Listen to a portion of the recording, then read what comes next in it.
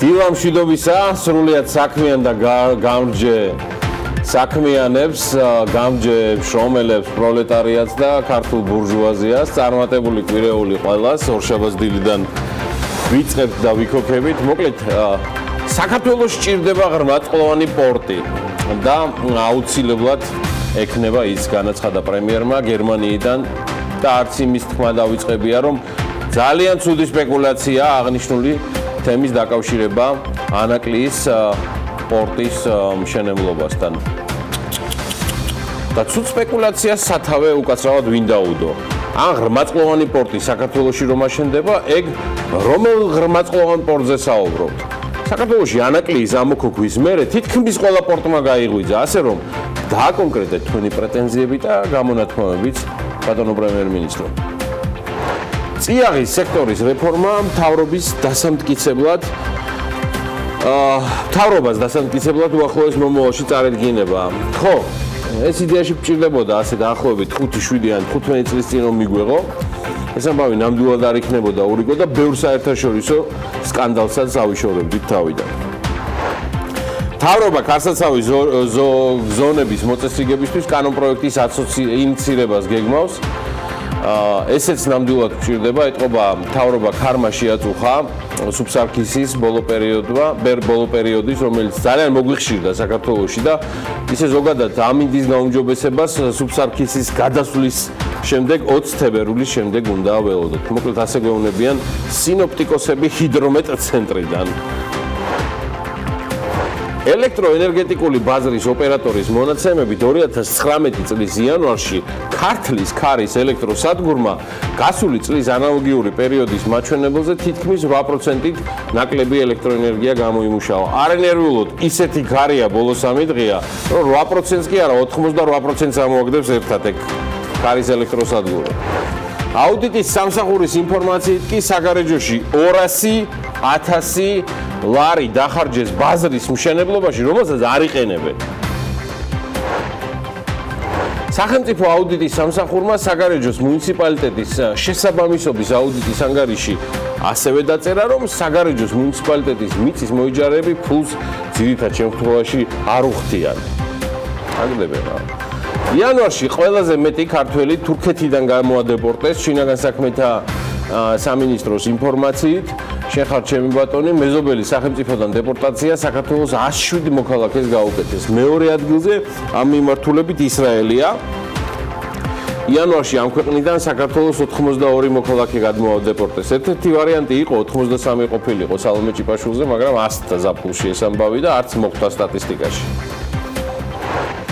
2019 წლის იანვარში საქართველოში შემოსვლაზე ვარი სულ 1587 ადამიანს უთხრეს, აქედან ყველაზე მეტი 576 ირანის მოქალაქეა. შინაგან საქმეთა სამინისტროს სტატისტიკის მიხედვით ქვეყანაში ასევე არ შემოუშვეს ინდოეთის 366 და აზერბაიჯანის 124 მოქალაქეები. საქართველოს ბიზნეს პროცესების სერვისის მიმწოდებელი ხდება ეკონომიკის მინისტრის თქმით გახშირდა შემთხვევები, როდესაც უცხოური კომპანიები საქართველოში ეგრეთ წოდებულ კოლ-ცენტრებს აფუძნებენ. ქუთაისში განსაკუთრებით განვითარდა ეს მიმართულება. რამდენიმე გერმანულმა კომპანიამ გახსნა ასეთი კოლ-ცენტრები ქუთაისში. გიორგი ქობულიამ კიდევ ბევრი საგულისხმო განცხადება გააკეთა. იმერეთის დედაქალაქი ნამდვილად იძლევა ამის საფუძვლებს. სულ მალე ამ თემაზეც ცხადია ვისაუბროთ.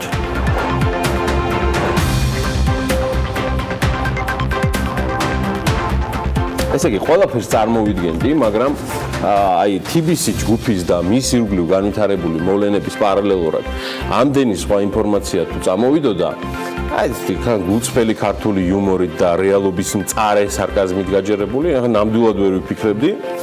ჯერ იყო და რუსთავიორის ყოჩაღებმა გაავრცელეს ინფორმაცია და სრულად დადასტურებული, რომ ოზურგეთის მუნიციპალიტეტის სოფელ შრომაში ერთ-ერთ ადგილობრივს გელმა ძროხა შეუჭამა და დაზარალებული ყვება, რომ მას ძროხა, რომელიც გელმა შეუჭამა, დაზღვეული ყავდა და 1 წლის განმავლობაში სადაზღვევო კომპანიას ყოველთვიურად 6 ლარს უხდიდა.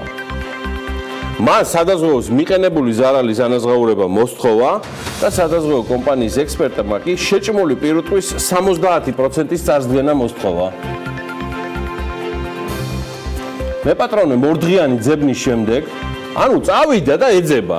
ტყეში დაგლეჯილი საქონლის მხოლოდ 20%-ს მიაკვლია. ამიტომ მისთვის უცნობია, აუნაზღაურებს თუ არა სადაზღვეო კომპანია ზარალს. ხო და ეს სადაზღვეო კომპანია ალდაგია. მას ცალკე მადლობა ესეთი ხალისიანი ამბისთვის, ზოგადად სადაზღვეო ინდუსტრიისთვის ამ რთულ პერიოდში რომ მოახერხეს და საერთოდ პირუტყვს რომ აზღვევენ, ადამიანებს რომ თავი დავანებოთ და ცალკე წარმატებები კიდევ ალდაგს გლის მიერ შეხრამუნებული ძროხის დარჩენილი 60%-ის მოძიებაში, რათა გლეხ ზარალი აუნაზღაურდეს. არა და ღმერთია მოწმე, გურიიდან მართლა ვაპირებდი, სულ სხვა ამბით ვაპირებდი დამეწყო პროლოგი, რომელიც გასულ კვირაში ნაღდად მოხდა ამბად და ის გურიის მოამბემ გაავრცელა. ეს ამბავი კავშირშია იმ მომრავლებულ კრიმინალთან საქართველოში და ესეთი მორიგი ქურდობა მამაჩი მოხდა, სადაც ისე გავიდნენ და გათავხედდნენ ადგილობრივი ფირალები, რომ სიძე პატარძალი ქორწილის ღამეს საწოლის გარეშე დატოვეს. გურიის მოამბისთვის ცნობილი გახდა, რომ სოფელ მამაჩი ქორწილის დღეს, მოკლედ მასპინძელი ოჯახი ისე გაქურდეს, რომ რესტორნიდან უკან დაბრუნებულ სიძე პატარძალს არც საწოლი დახვდა და არც ქვეშაგები. მამათელმა ახალგაზრდა კაცმა ცოლად ძიმითელი ქალი ითხოვა და ფაქტობრივად ორი სოფელი ლანჩხუთში ერთ რესტორანში ქეიფობდა და ხინის სუფრიდან უკან დაბრუნებულებს სიჯის ოჯახი ისე დედაბუდიანად გაქურდული დახვდა, რომ სახლში ვერ ჩანგალი იპოვეს, ვერც ალუმინის თასები და ვერც საწოლი. არა და როგორც წესია, ახლა ქორწილის მშვიდობიანი molxenis შემდეგ მთელი დარჩენილი ხორვაგი ლაგდება და ჩემი გურულების ამბავი რო ვიცი კი იქნებოდა ახლა იქ ეს მრავალსართულიანი K2 კოეფიციენტის სუფრა, კარგად დახარჯული, ხო და ხორვაგ დატვირთული ოჯახი დაბრუნდა სახლში, სიძე პატარძალი დატრიალდა ახლა ოჯახში სუფრის გასაწყობა და სადა ან ჩანგალი ან თებში ან რამე. სიძე პატარძლის საწოლი და ქვეშაგებით, როგორც გითხარით, მოპარული იყო, დაცარიელებული დახვდათ ფაქტიურად სახლი და როგორც გურიის მოამბეს შევსწრე მეზობელმა უთხრა, სიძე იძახდა, სად დავწვე ახლა მეო. მეზობელებო მერე დავტრიალდითო, ზოგმა საბანი მიუტანეთ, ზოგმა ლეიბი, ზოგმა თებშიო და ასე გადაატარა ალბათო. ეგ რა არის? იქვე ახლოს აჭარაში, ხელვაჩაურის მუნიციპალიტეტს ვესტუმროთ, სადაც აღშენებლობა ისეთი ტემპით მიდის, რომ ტენდერზე გჭირდება სწორი და გამართული შენობის მისაღებად. ასე მოხდა ახაშენის კულტურის სახლის შემთხვევაში, სადაც არასწორად დაპროექტებული სახანძრო კიბე რეაბილიტაციის შემდეგ ახალშენის კულტურის სახლში სახანძრო სათადარიგო კიბე და მასთან გამავალ კარებს შორის კავშირი არ არის. და მისი გამოყენება ამ დროისთვის შეუძლებელია. კულტურის სახლი ორჯერ გამოცხადებული ტენდერის შემდეგ გარემონტდა და ახლა მერიამ მესამეც უნდა გამოაცხადოს. ხელვაჩაურის მუნიციპალიტეტში ამბობენ, რომ დამატებითი სამუშაოები ჯერ კიდევ ჩასატარებელია და სწორედ მაშინ მოაგვარებენ ამ ხარვესაც. სხვა შორის ხელვაჩაურის მერი და სხვები განმარტავენ, რომ კიბედან გასასვლელი ვერ იქნებოდა, რადგან ეს არ იყო სატენდერო პირობებშიო. ანუ იმ ორ ტენდერში რაც იყო და რა მაგრამ ვაცხადებ ტენდერებს ატყობთ, ხო, ისე ზოგადად. და მოკლედ, მხოლოდ მესამე ტენდერის შემდეგ მოხდება მერის თქმით დასრულებული შენობის უკვე საექსპლუატაციოდ გამზადება და კიბედან გასასვლელ-ჩასასვლელიც გაიჭრება, რომელიც აი ამ გათახსირებულმა და პირსისხლიანმა ნაციონალებმა სანახაობად მოაწყვესო.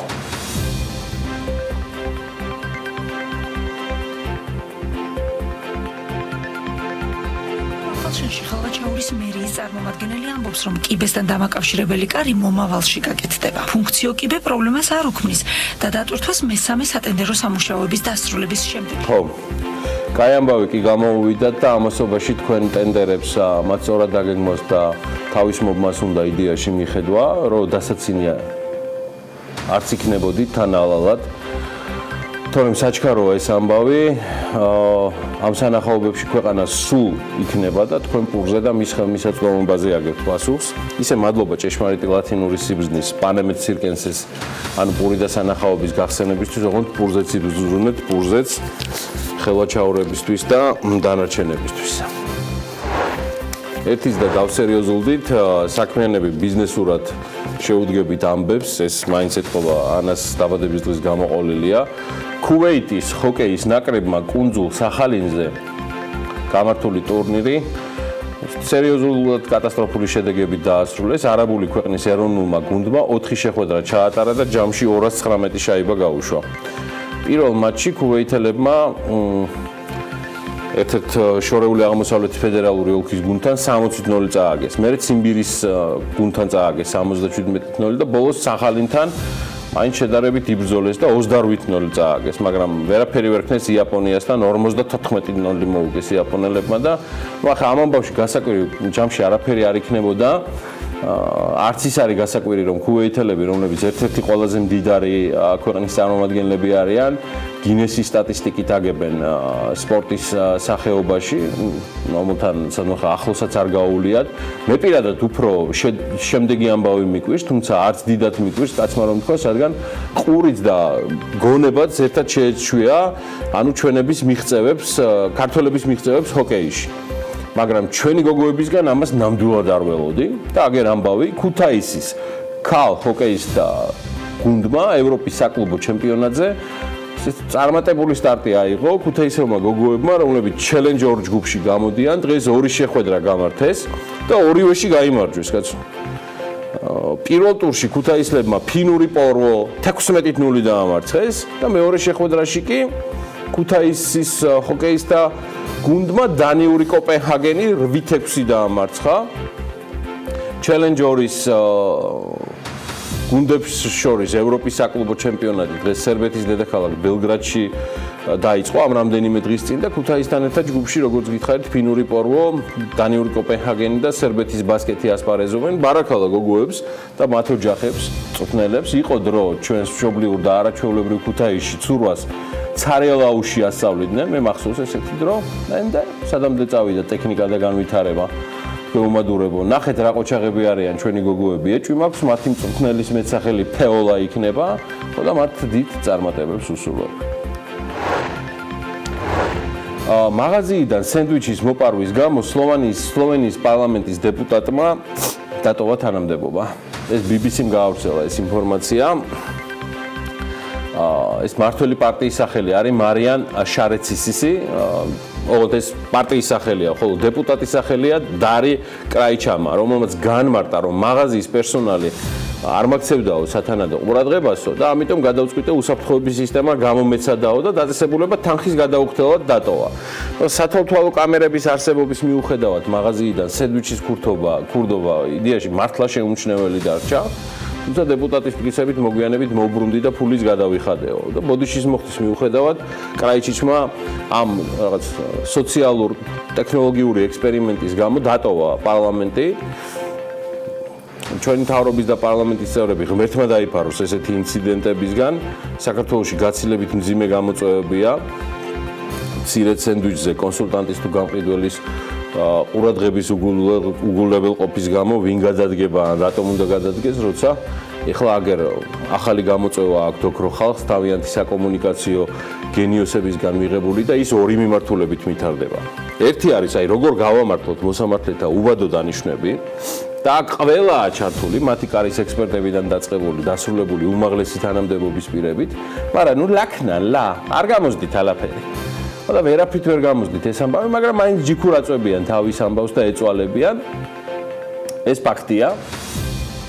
ეგ რა არის? ეხლა კიდევ ახალი ამბავი გამოიგონეს და ესეთი თემით გამოდიან გახმაურებული TBC ბანკის და მისი დამფუძნებლების თემაზე, რომ ქართული ოცნების პოლიტიკური თუ სხვა თუ კი რაიმე სხვა არსებობს კიდევ გუნდის წევრები ამბობენ, რომ ისინი ყველანი ერთხმად მოუწოდებენ, რომ ოღონდ მართლა ვერ გავიგებ ის მოუწოდებენ, რომ TBC ბანკთან დაკავშირებით პოლიტიკური სპეკულაციებისგან თავი შევიკავოთ. აი მოვისმენთ. TBC ბანკი გახლავთ სისტემური ბანკი, ეს არის ძლიერი ბანკი, ეს არის ერთ-ერთი ყველაზე წამყვანი ფინანსური ინსტიტუტი ამ მხოლოდ ფინანსური სექტორისთვის, არამედ ზოგადად ჩვენი ეროვნული ეკონომიკისთვის. აქედან გამომდინარე მე კიდევ ერთხელ სურს ყველას მოუწოდო, რომ თავი შეიკავონ პოლიტიკური სპეკულაციებისგან. ეს გახლავთ ძალიან ჩარჩოში მოქცეული პროფესიული მიდგომებიდან გამომდინარე შესაძლებელი სიტუაცია და მას არანაირი კავშირი პოლიტიკასთან არ აქვს. ისე ყოველგვარი სარკაზმის გარეშე ვამბობ, რომ მართლა რთული არ დაეთანხმო პრემიერ-მინისტრს ამ პასაჟში, სადაც ის ამბობს, რომ ეროვნულმა ბანკმა, როგორც მარეგულირებელმა, მიიღო გადაწყვეტილება და თუ ვინმე სამსაკითხზე კითხვები და პრეტენზიები აქვს, სწორედ შინაარსობრივი არგუმენტები უნდა დასახელდეს. ასეა და ცამდე მართალია ბახტაძე, სულ ყირაზე რომ დადგეს ყველაფერი, თავი და ბოლო მიდიხარ მაინც ეროვნულ ბანკთან და პროკურატურასთან, რასაც ესეთი ხაზგასმულად ნაკლული ინფორმაციების ფონზე მათი მხრიდან, ასევე ბანკის მხრიდანაც აღზრული სისხლის სამართლის საქმესთან დაკავშირებით, კითხვები მხოლოდ და მხოლოდ მატულობს და ამიტომაც რჩება ველი საყველაფროს ექსპერტებისთვის, რომ ეს ჩვენი მარეგულირებელი მთავრობა და ნებავთ იგივე ბანკის ჯერჯერობით ზუსტ ფაქტოლოგიურ კომენტარებს ამ 11 წლის დაძველების ტრანზაქციაზე არ აკეთებენ. საწავლენ, არც არსად. მოვადრო და იტყვიან. ამასობაში კი ნაბან წყალს ბავშვი არ უნდა გადაყვეს. ამაზე ზრუნვის ელემენტებსაც ვხედავთ BMG-ს ბასრი თვალით, რომელსაც გაგიზიარებთ გადაცემის შემდეგ ბლოკებში. მანამდე კი მოდი კიდევ ერთხელ გადავხედოთ, ვინ ფლობს დღეს TBC ბანკს. იქნებ ეს მაინც დავიმახსოვროთ წესიერად თავი რომ მოგვაქვს ექსპერტობაზე სხვადასხვა მიმართულებით. ვინ არიან აქციონერები და რამდენი პროცენტი აქვთ მათ? სამართლიანობისთვის ვიტყვი, რომ არც მარეგულირებელი, არც გამოძიება და არც მთავრობა არ აყენებს კითხვის ნიშნის ქვეშ აქციონერთა უფლებებს. ეს ფაქტია, რომ პირდაპირი პრეტენზია არ არის, მაგრამ ვინ არის ბანკის მფლობელი და ვინ ფლობს დღეს საქართველოში ყველაზე მსხვილ სისტემურ ბანკს? მაშ ასე. ბანკის ბენეფიციარებს და აქციონერების ჩამონათვალია, რომელიც პირდაპირ და არაპირდაპირ ფლობენ აქციების 5%-ს ან მეტს წილების მითითებით. ეს ასე გამოიყურება მამუკა ხაზარაძე. მის გამგებლობაშია ბანკის 13.52% აქციებისა. ბადრი ჯაფარიძე ფლობს აქციების 6.76%-ს. ევროპის რეკონსტრუქციისა და განვითარების ბანკი EBRD 8.17%-ს. JP Morgan-ის Asset Management Group-ი 8.39%-ს. არანაკლებ გავლენიანი Schroeder Investment Management-ი 7.7%-ის მფლობელია და Dan Rosen Company 5.9%-ის. ეს არის როგორც გითხარით ძირითადი აქციონერები, რომლებიც დღეს წარმოადგენენ საქართველოს ერთ-ერთ კი არა და უმსხვილეს ბანკს დღევანდელი რეიტინგებით. რაც შეეხება ბანკის სამეთვალყურეო საბჭოს, მისი თავმჯდომარე მამუკა ხაზარაძეა. მოადგილე გახლავთ ბადრი ჯაფარიძე, ხოლო საბჭოში დამოუკიდებელი წევრები გახლავთ ერიკ რაჯენდრა, ცირა კემულარია, ნიკოლო ზენუქიძე, ნიკოლას დომინიკ ხააგი, მარია ლუიზა ჩიკონიანი. ეს არის ვისაც თქვენ ახლა კადრში ხედავთ, დღევანდელი ბორდი და ხელმძღვანელობა ბანკისა სამეთვალყურეო საბჭოს დონეზე. ასეა ეს დღეს ბანკზე და მის ირგვლივ განვითარებულ მოვლენებზე კიდევ ბევრს ვისაუბრებ. ვინც ადევნებს თვალყურს BMG-ს იგივე გუშინ კვირა დღეს სრულად და ყველა ინფორმაცია დევს ჩვენს ვებზე, მათ შორის მამუკა ხაზარაძის ბოლო განცხადებები, რომელიც მან კავკასიის უნივერსიტეტის სტუდენტებთან შეხვედრისას გააკეთა და ამაზე ცხადია ასევე ცოტა ხანში და მოგვიანებით. აუდიტის სამსახურის ინფორმაციით კი ფინანსთა სამინისტროს შემოსავლების სამსახურმა 2016 წელს 3604 თანამშრომელზე პრემია სათანადო დასაბუთების გარეშე გასცაო. ვახტანგ ლაშკარაძის უწყებას მოუწევს პასუხები გასცეს სახელმწიფო ფინანსების მაკონტროლებელთა ამ დასკვნაზე. ანა ლაპიაშვილს მალე მეტი ინფორმაცია ექნება ამ თემასთან დაკავშირებითაც. საკრედიტო საგარანტიო მექანიზმი მიმდინარე წლის 1 იანვრიდან ამოქმედება და ამისთვის 2019 წლის ბიუჯეტში 20 მილიონი ლარია გათვალისწინებული. ცოტაც და იშკახიდურელი შემოუერთდება ჩვენ სტუდიას და საქართველოს და ჰონკონგს შორის თავისუფალი ვაჭრობის შეთანხმება ძალაში შევიდა. ამას მეორეჯერ ვამბობ, მაგრამ ესეა. ის უკვე მომესალმა, ის აქ არის. ამ შემთხვევაში არაფერი არ აქვს საერთო ყანჩელის მოტივებთან, უბრალოდ კიდევ ერთხელ წარმოგიდგენთ ანა ლაპიაშვილს, რომელიც უკვე მზად არის, რომ ეს ორშაბათის დღე ჩემი რაღაცა სარკასტულ იუმორნარევი თავს დიდად არ დავდებ არაფერზე, პროლოგის შემდეგ უკვე სრულად გადავეშვათ ეკონომიკის, ფინანსების და ბიზნესის სიახლეებში. ანა, წარმატებული ეთერი, დილა მშვიდობის. მადლობა გიორგი და მადლობა კარგი განწყობისათვის, რომელიც ძირითადად ჩემთვის და საეთეროსთვის ყოველ შემთხვევაში ძალიან სასიამოვნო იყო. და შეეხება სახელმწიფო აუდიტის სამსახურს, რომელიც შენ დაანონსე, მოდი ამ თემით დავიწყოთ ჩვენი ბიზნეს სიახლეები. ფინანსთა სამინისტროს შემოსავლების სამსახურის 2016-2017 წლების შესაბამისობის აუდიტი გამოქვეყნდა და ამ დასკვნის მიხედვით სამსახურმა 2016 წელს 3604 თანამშრომელზე პრემია სათანადო დასაბუთების გარეშე გასცა. ანგარიშის მიხედვით სამსახურის 55 თანამშრომელმა პრემია 30 დღეზე ნაკლები ვადის დასაქმების მიუხედავად აიღო. აუდიტის სამსახურის შეფასებით ეს პირდაპირ ეწინააღმდეგება შემოსავლების სამსახურის შინაგანაწესს. ანგარიში აღნიშნულია, რომ 2016 წელს მარტსა და სექტემბერში 3604 თანამშრომელზე გაცემული პრემია ჯამში 7 მილიონ ლარს აღემატებოდა. არ იყო საკმარისად დასაბუთებული ამ თანხის გაცემა, ვინაიდან ბრძანებებში არ იყო დაკონკრეტებული პრემიების გაცემის მოტივი და მიზნობრიობა. ასევე 2016-17 წლებში 809 თანამშრომელზე გაცემულ პრემიასთან დაკავშირებით, რომელიც მათ თანამდებობრივ სარგოს 391,750 ლარით აღემატებოდა, შემოსავლების სამსახურმა ვერ წარმოადგინა შემოსავლების სამსახურის უფროსის მოტივირებული შუამდგომლობა, რომელშიც მითითებული იქნებოდა სარგოზე მეტი ოდენობით პრემიების გაცემის დეტალური მოტივი. ანგარიში მითითებულია ისიც, რომ 2016-17 წლებში 85 თანამშრომელზე გაცემულია 95,000 ლარამდე ოდენობით პრემია მათი დისციპლინური პასუხისმგებლობის მოქმედების ვადაში. ხოლო თითქმის 40,000 ლარის ოდენობის პრემია კი 45 თანამშრომელზე გადანაწილდა, რომელთა თანამდებობაზე დანიშვნიდან 30 კალენდარულ დღეზე ნაკლები იყო გასული, რაც შინაგანაწესით განსაზღვრული შეზღუდვების ფორმალურ ხასიათზე მიუთითებს.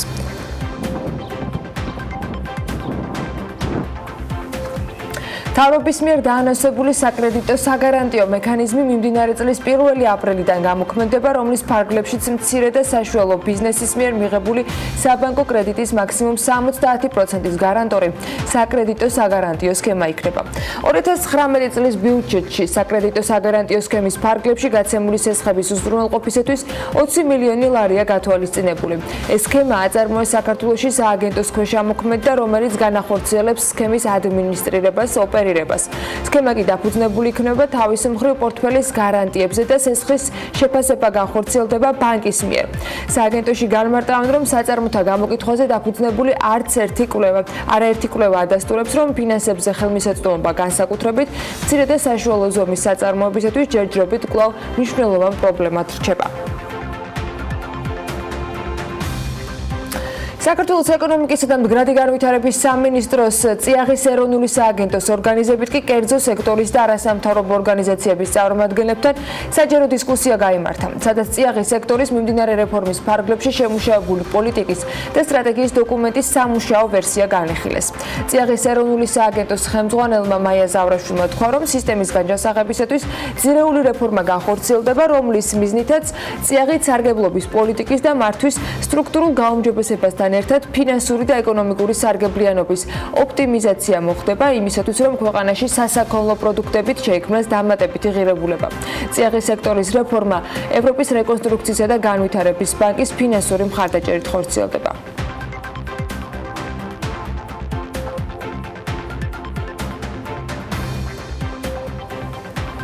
დავით ონოფრიშვილი დაზღვევის სახელმწიფო ზედამხედველობის სამსახურის უფროსად დაენიშნა, ბრძანებას პრემიერ-მინისტრმა ხელი უკვე მოაწერა.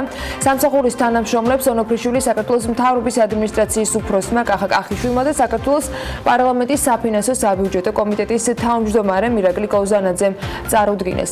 თანამდებობაზე ახლა დანიშნული ონოფრიშვილი ამბობს, რომ მნიშვნელოვანია ეს სამსახური ზედამხედველობის ფუნქციას ასრულებდეს ისე, რომ ბაზარი რეალურად განვითარდეს და სადაზღვეო კომპანიები მოსახლეობა კმაყოფილი იყოს ერთნაირად. 13 თებერვლიდან ძალაში საქართველოსა და ჰონკონგს შორის თავისუფალი ვაჭრობის შეთანხმება შევიდა. ჰონკონგთან თავისუფალი ვაჭრობის შეთანხმებას 2018 წლის 28 ივნისს ჰონკონგში ერთი სარტყელი ერთი გზის სამიტის ფარგლებში მოეწერა ხელი. ამ შეთანხმების მიზანი კი თავის მხრივ არის, რომ საქართველოსა და ჩინეთის სახალხო რესპუბლიკის სპეციალურ ადმინისტრაციულ რეგიონს ჰონკონგს შორის საქონლის თავისუფალი გადაადგილების პირობების განსაზღვრა და მომსახურებით ვაჭრობის ხელშეწყობა მოხდეს. მხარეთა შორის ახალი თაობის შეთანხმება ასევე ხარავს ისეთ თემებს, როგორიც არის საბაჟო და ვაჭრობის ხელშეწყობა, ინტელექტუალური საკუთრების უფლებები, ტექნიკური ბარიერები ვაჭრობაში, სანიტარული და ფიტოსანიტარული ზომები. გერმანიის ელჩმა ჰუბერტ კნირშმა გასული კვირის მიწურულს მედიასთან მოკლე კომენტარი გააკეთა და ყურადღებას საქართველოში ინვესტორების საქმიანობასთან დაკავშირებულ რისკებზე გაამახვილა. მან ბიზნესის კეთების სიმარტივესთან დაკავშირებით მსოფლიო კვლევების შესახებ დასმული შეკითხვის საპასუხოდ თქვა, რომ როდესაც ის სხვადასხვა კომპანიის წარმომადგენლებს შეხვდა, შეიტყო, რომ მათთვის აქ ცხოვრება ხშირად ადვილი არ არის და ბევრი ისეთი სამუშაო ხდებათ, რომელიც რისკის გაწევას მოითხოვს, რათა ინვესტიციები განახორციელონ. მისი თქმით, ინვესტორებს საქართველოში ხშირად გარკვეული წინააღმდეგობები ხდებათ, რომლებიც რისკებთან არის დაკავშირებული. როდესაც სხვადასხვა კომპანიის წარმომადგენელს შევხვდი, შევიტყო, რომ მათთვის აქ ცხოვრება ხშირად ადვილი არ არის და ბევრი ისეთი სამუშაო ხდებათ, რომელიც რისკის გაწევას მოითხოვს, რათა ინვესტიციები განახორციელონ. ისინი უყურებენ ბევრ ფაქტორს, მაგალითად ისეთს, როგორიც არის წარმოებასთან დაკავშირებული პროექტების დაფინანსება. ხშირად ეს მარტივი არ არის. ასე რომ ინდექსები შესანიშნავია, მაშინ როცა ისინი გვარწმუნებს, რომ ყველაფერი გაკეთებულია და სხვა სამუშაოები შესაძლებელი არ არის, ამბობს გერმანიის ელჩი.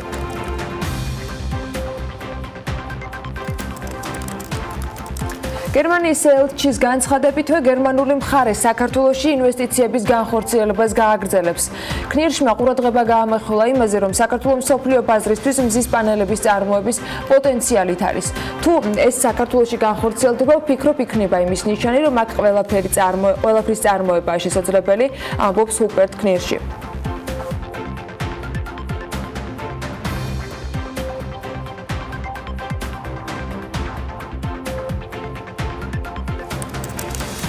ქუთაისის აეროპორტთან 100 ნომრიანი საასტუმრო აშენდება. 2020 წელს უნდა ამოქმედდეს. ის პროექტს კი სამშენებლო კომპანია DG ახორციელებს. კომპანიის ხელმძღვანელი ბეჟან წაქაძე ამბობს, რომ პროექტის განხორციელება გაჭიანურდა, რადგან აეროპორტის მიმდებარე ტერიტორიაზე მსგავსი ნაგებობის მშენებლობა სხვადასხვა უწყებებთან შეთანხმებას მოითხოვს. მესტიის ტურიზმის საინფორმაციო ცენტრის მონაცემებით ამ სეზონზე მათთან 500-მდე ტურისტია რეგისტრირებული, თუმცა ეს არ არის სრული სურათი იმ ტურისტების, ვინც მესტიაში სასრიალოდ ჩავიდა. ცენტრში ამბობენ, რომ იანვარში კურორტზე ყველაზე მეტი რუსი ტურისტი იყო, თებერვალში კი ახლო აღმოსავლეთის ქვეყნებიდან ჩამოსული ტურისტები ჭარბობდნენ. გასულ წელთან შედარებით წელს ზამთრის კურორტზე მომსახურება გაძვირებულია. ტურიზმის საინფორმაციო ცენტრში აღნიშნავენ, რომ გაიზარდა როგორც საბაგიროს მომსახურება, ისე სასტუმროებში არსებული ფასები. საბაგიროთი მგზავრობა 30 ლარიდან 40 ლარამდე გაიზარდა, 5-10 ლარის ფარგლებში გაზარდეს ფასები საოჯახო სასტუმროებმა, რადგან სამომხმარებლო ფასები გაიზარდა და ეს აისახა მათ მომსახურებაზე, აცხადებს ტურიზმის საინფორმაციო ცენტრის წარმომადგენელი. მესტიაში ამ სეზონზე 200-ზე მეტი სასტუმროა, საოჯახო ტიპის განთავსების ობიექტებში ფასები 20 ლარიდან, სამარცვლავიანი სასტუმროების შემთხვევაში კი 80 ლარიდან იწყება. შესაბამისი ინფრასტრუქტურის არარსებობის გამო პრეტენზიას ძირითადად ახალგაზრდა ტურისტები გამოთქვამენ. ცენტრში აღნიშნავენ, რომ კურორტზე არ არსებობს ღამით გართობის ობიექტები, რაც ტურისტების უკმაყოფილებას იწვევს.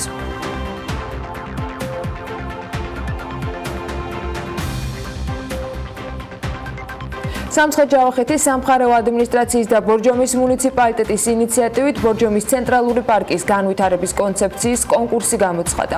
ამ კონკურსის მთავარი მიზანი პარკის ისტორიულ-კულტურული ფუნქციების შენარჩუნებასა და განვითარებას გულისხმობს, რომელიც მომავალი წლების ერთ-ერთი მთავარი პრიორიტეტი უნდა გახდეს.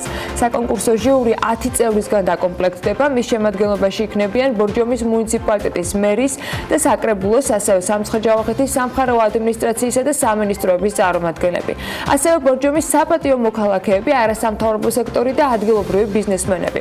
კონკურსში გამარჯვებული კონცეფციის ავტორისათვის ერთჯერადი ფულადი ჯილდო 5000 ლარის ოდენობით არის დაწესებული, 3000 და 2000 ლარიან ჯილდოებს მიიღებენ მეორე და მესამე ადგილზე გასული კონკურსანტები.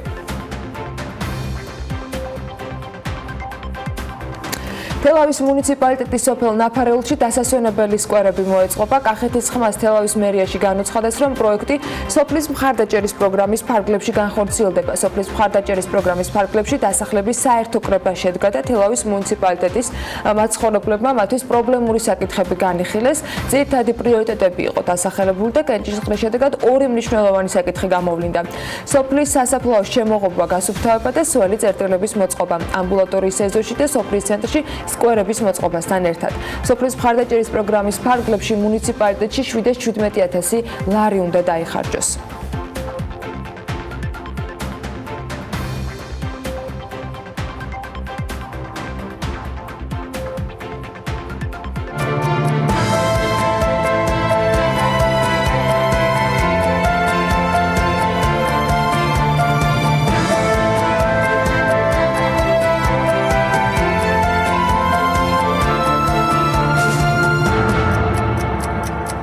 ლევან თაღიაშვილი უნდა შემოგვიერთდეს საქართველოს საფონდო ბირჟის მიმოხილვით. თემის აქტუალობიდან გამომდინარე განსაკუთრებით საინტერესო იქნება ლონდონის საფონდო ბირჟის მიმოხილვა, სადაც TBC ბანკთან ერთად კიდევ 3 ქართული კომპანია გახლავთ განთავსებული. ლევან, დილამშვიდობის. წარმატებულ ეთერს გისურვებთ. თან დღეს დახუნძლული ხარ წარმოდგენილი, ამაზე ცოტა მოგვიანებით. გისმენთ. დავიწყოთ საქართველოს საფონდო ბირჟის მიმოხილვით, სადაც მხოლოდ 2 მსხვილი გარიგება შედგა და ორივე მათგანი M კვადრატის ფასიან ქაღალდებს უკავშირდება. ეგრეთ წოდებული ფიქსინგის დროს გასხვის და სააქციო საზოგადოება M კვადრატი უძრავი ქონების 1000 და შეპესე M კვადრატი კომერციული ქონებების 2000 ობლიგაცია. თითოეული მათგანის ფასი დაახლოებით იდენტური ღირებულების იყო და $1000 მცირედით აღემატებოდა. გარიგების ჯამურმა ღირებულებამ ორივე მათგანზე ერთად $3,50,000 შეადგინა. ამით საქართველოს საფონდო ბირჟაზე გასულ კვირას განხორციელებული გარიგებები ამოიწურა, ამიტომ გადავინაცვლოთ ლონდონში.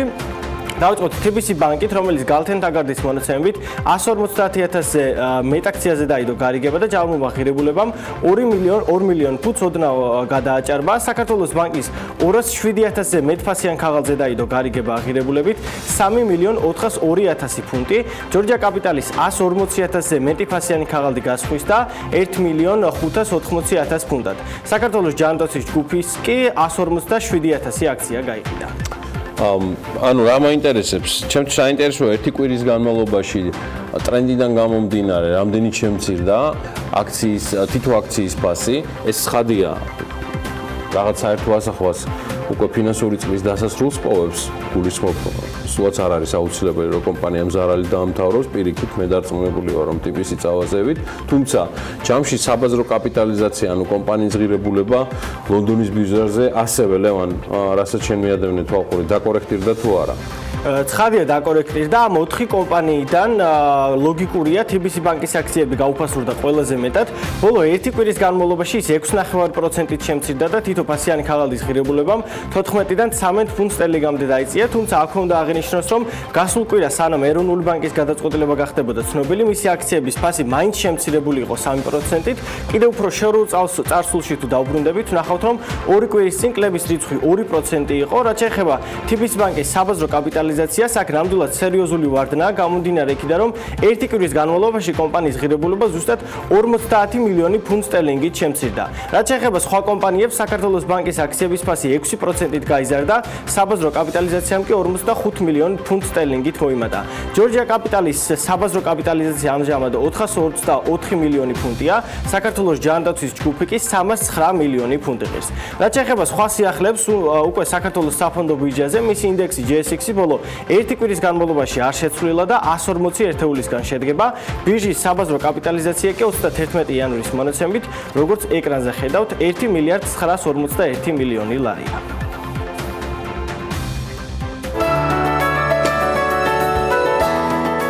ამინდის პროგნოზის სპონსორია დეველოპერული კომპანია ორიონ ჯგუფი.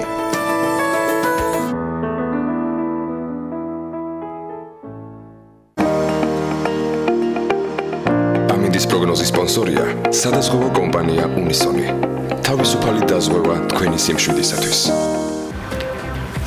ამინდის დროა საქმიანი დილის ეთერში და გარემოს ეროვნული სააგენტო გვატყობინებს, რომ ამინდი გამპირობებული იქნება შავი ზღვის ჩრდილო-დასავლეთიდან შემავალი ცივი და ნოტიო ჰაერის მასებით, მოსალოდნელია დრო გამოშვებით ღრუბლიანობის მომატებაც. თუ ქარი რომ იქნება, ამას მიხვდებით. დასავლეთ საქართველოს უმეტეს და აღმოსავლეთ საქართველოს ზოგიერთ რაიონში იქნება ნალექი და მთაში მოთოვს კიდეც იქროლებს დასავლეთის მიმართულების ქარი, ზოგან დრო გამოშვებით ძლიერადაც. სოხუმში წვიმებს და 6 გრადუსი იქნება, ბათუმში წვიმა ამოსალოდნელი და 7 გრადუსი, ქობულეთში წვიმასთან ერთად მხოლოდ 6 გრადუსამდე გათბება ჰაერი და ქუთაისში 7 გრადუსი იქნება წვიმის ფონზე. ზუგდიდშიც ნალექიანი დღე გველოდება 6 გრადუსთან ერთად. წვიმა იქნება ანაკლიაშიც და აქაც 6 გრადუსია მაქსიმალური ტემპერატურა მოსალოდნელი. ოზურგეთში 7 გრადუსი დაფიქსირდება, ონში 3 გრადუსი და მოთოვს. გორში თოვლჭყაპია მოსალოდნელი, ისევ როგორც ცხინვალში და 5 და 4 გრადუსი იქნება შესაბამისად. მარნეულში 7 გრადუსამდე გათბება ჰაერი და აქ უნალექოდ ჩაევრის დღე. რუსთავშიც უნალექოდ ჩაევრის დღე და 8 გრადუსს მიაღწევს ტემპერატურა. ახალციხეში მოთოვს და 4 გრადუსი იქნება. ითოვებს ბორჯომშიც და აქ 3 გრადუსია ნავარაუდები. -2 გრადუსს ელოდებიან ბაკურიანში და მცირე თოვა იქნება დღის განმავლობაში. ახალქალაქშიც მცირე თოვლს ელოდებიან და აქ -3 გრადუსამდე დაეცემა ტემპერატურა. სტეფანწმინდაში -2 გრადუსი იქნება მცირე თოვლის ფონზე, თელავში 7 გრადუსამდე გათბება ჰაერი და უნალექოდ ჩაევრის დღე. რაც შეეხება დედაქალაქს, დრო გამოშვებით ღრუბლიანობა მოიმატებს თბილისში, უნალექოდ დღე გველოდება, ქარი იქნება დრო გამოშვებით ძლიერი და ჰაერის მაქსიმალური ტემპერატურა 7 გრადუსია ნავარაუდები. ეს ამიდი გველოდება დღის განმავლობაში. როგორ იქნება საქმიანი დილა, ამას აუცილებლად გაიგებთ მომდევნო 2 საათნახევრის განმავლობაში. პირველ ნომერს კი რამდენიმე წუთში უმასპინძლებთ და დაგიბრუნდებით რეკლამის შემდეგ.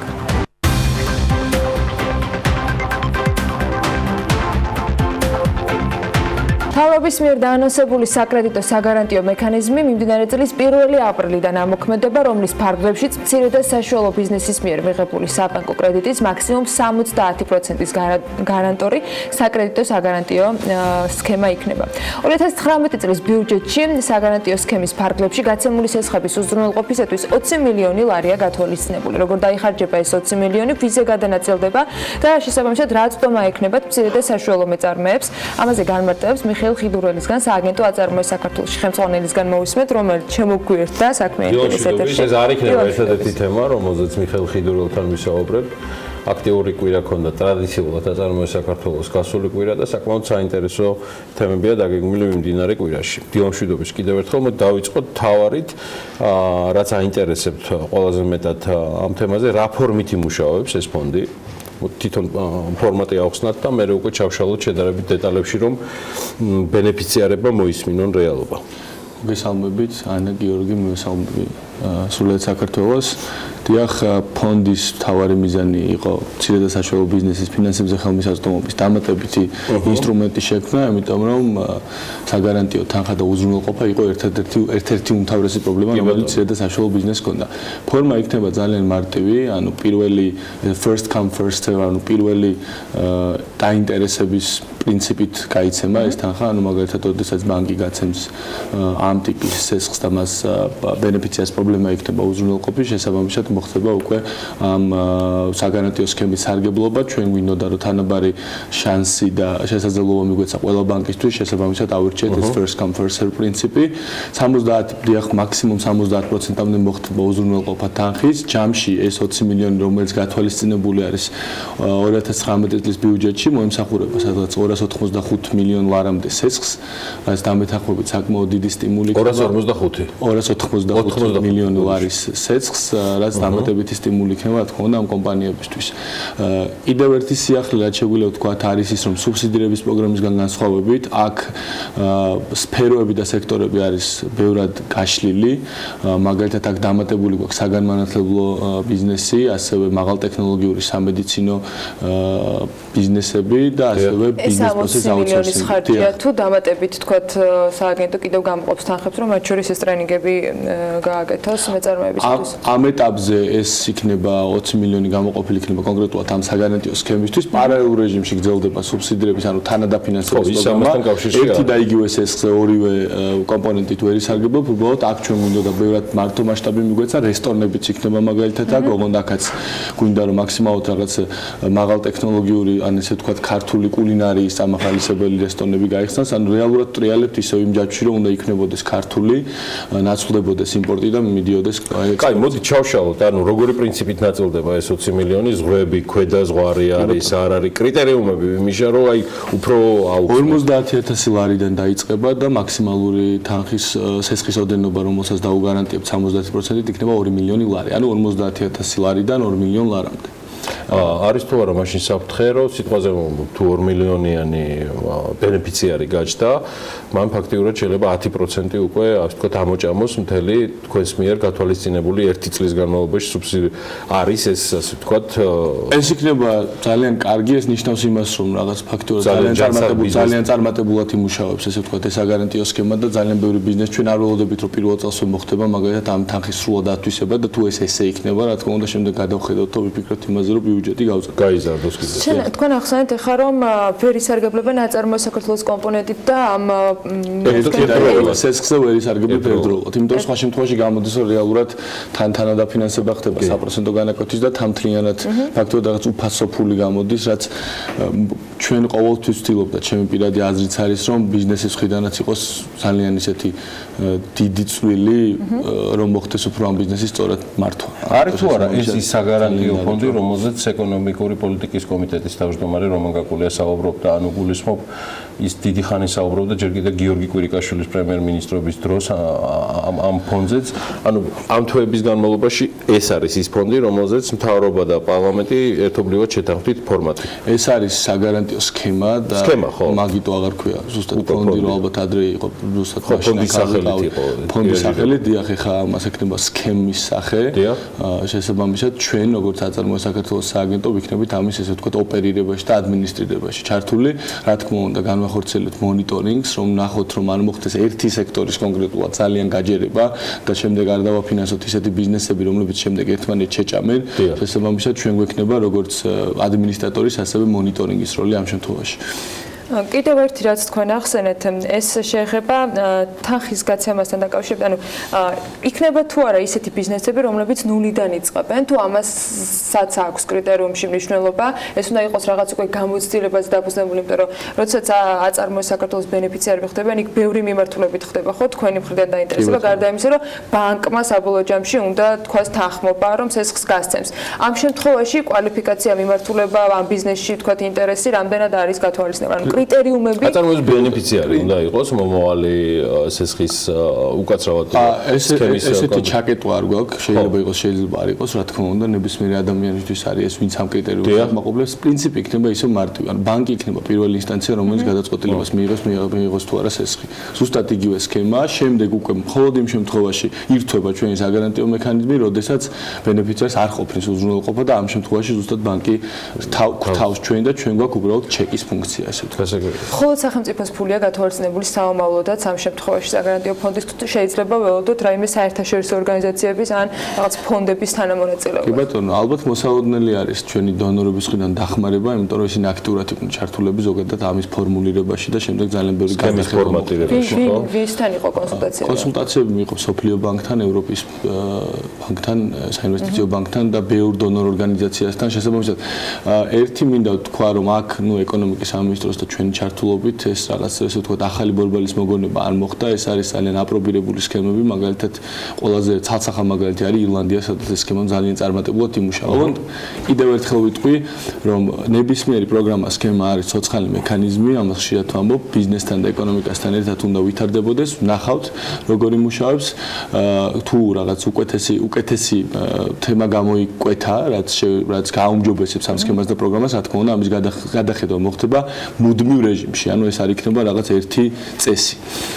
მოდი სანამ ესპანეთის და ძალიან ბევრი კიდევ სხვა თემის შეფასებაზე და შეჯამებაზე გადავალთ, კიდევ ერთხელ მე აღწერ მაყურებლისთვის და შემისწორეთ თუ რაღაცა არის დასაკორექტირებული მთელ სქემას, ნებისმიერ მეწარმეს როგორ შეუძლია ისარგებლოს ამ ყველაფრით მინიმალური ზღვარი, რაზეც მიხელ ხიდურელი საუბრობს, საწარმოების საქართველოს დირექტორი, არის 50,000 ლარი და მაქსიმალური ზღვარი არ უნდა აღემატებოდეს 2 მილიონს, თუმცა 2 მილიონი ალბათ როგორც თავად სააგენტოს ხელმძღვანელმაც დაადასტურა, რაღაც ძალიან სუპერ წარმატებულ თემასთან უნდა გქონდეს და ბიზნეს კეისთან საქმე, თუმცა კეთილინებეთ და მიბრძანდით, მაგრამ პირველ რიგში უნდა მიბრძანდით ბანკში.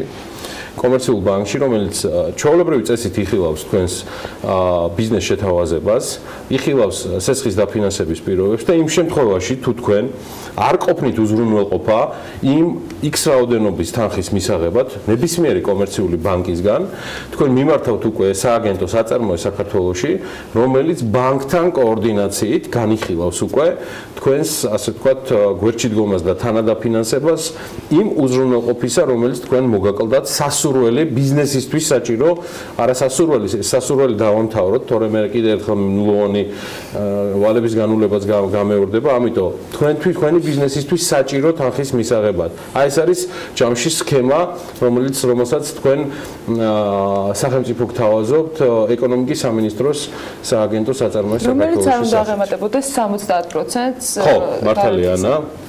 ხო, 70%-ს არ უნდა აღემატებოდეს. ერთ დავაკორექტირებდი, ანუ აქ მისვლაც რეალურად მინიმალურად იქნება საჭირო, ჩვენ გვექნება უბრალოდ ჩეკის ფუნქცია, ჩვენ გვექნება ბანკთან აწყობილი ისეთი სქემა, სადაც მაქსიმალურად ავტომატურად მოხდება მსგავსი სახის კომუნიკაცია, კოორდინაცია, მეტი мотиваცია ექნება ბანკს, ესე ვთქვათ, მეტი საფუძველი ექნება, რომ გაცეს მეტი სესხი, მეტი სტიმული ექნება ბენეფიციას, რომ დაიწყოს ბიზნესი, შესაბამისად დარწმუნებული ვართ, რომ ამას მოყვება საგზნობის ზრდა დაფინანსებულ მცირე და საშუალო ბიზნესში. კი ბატონო, კარგი.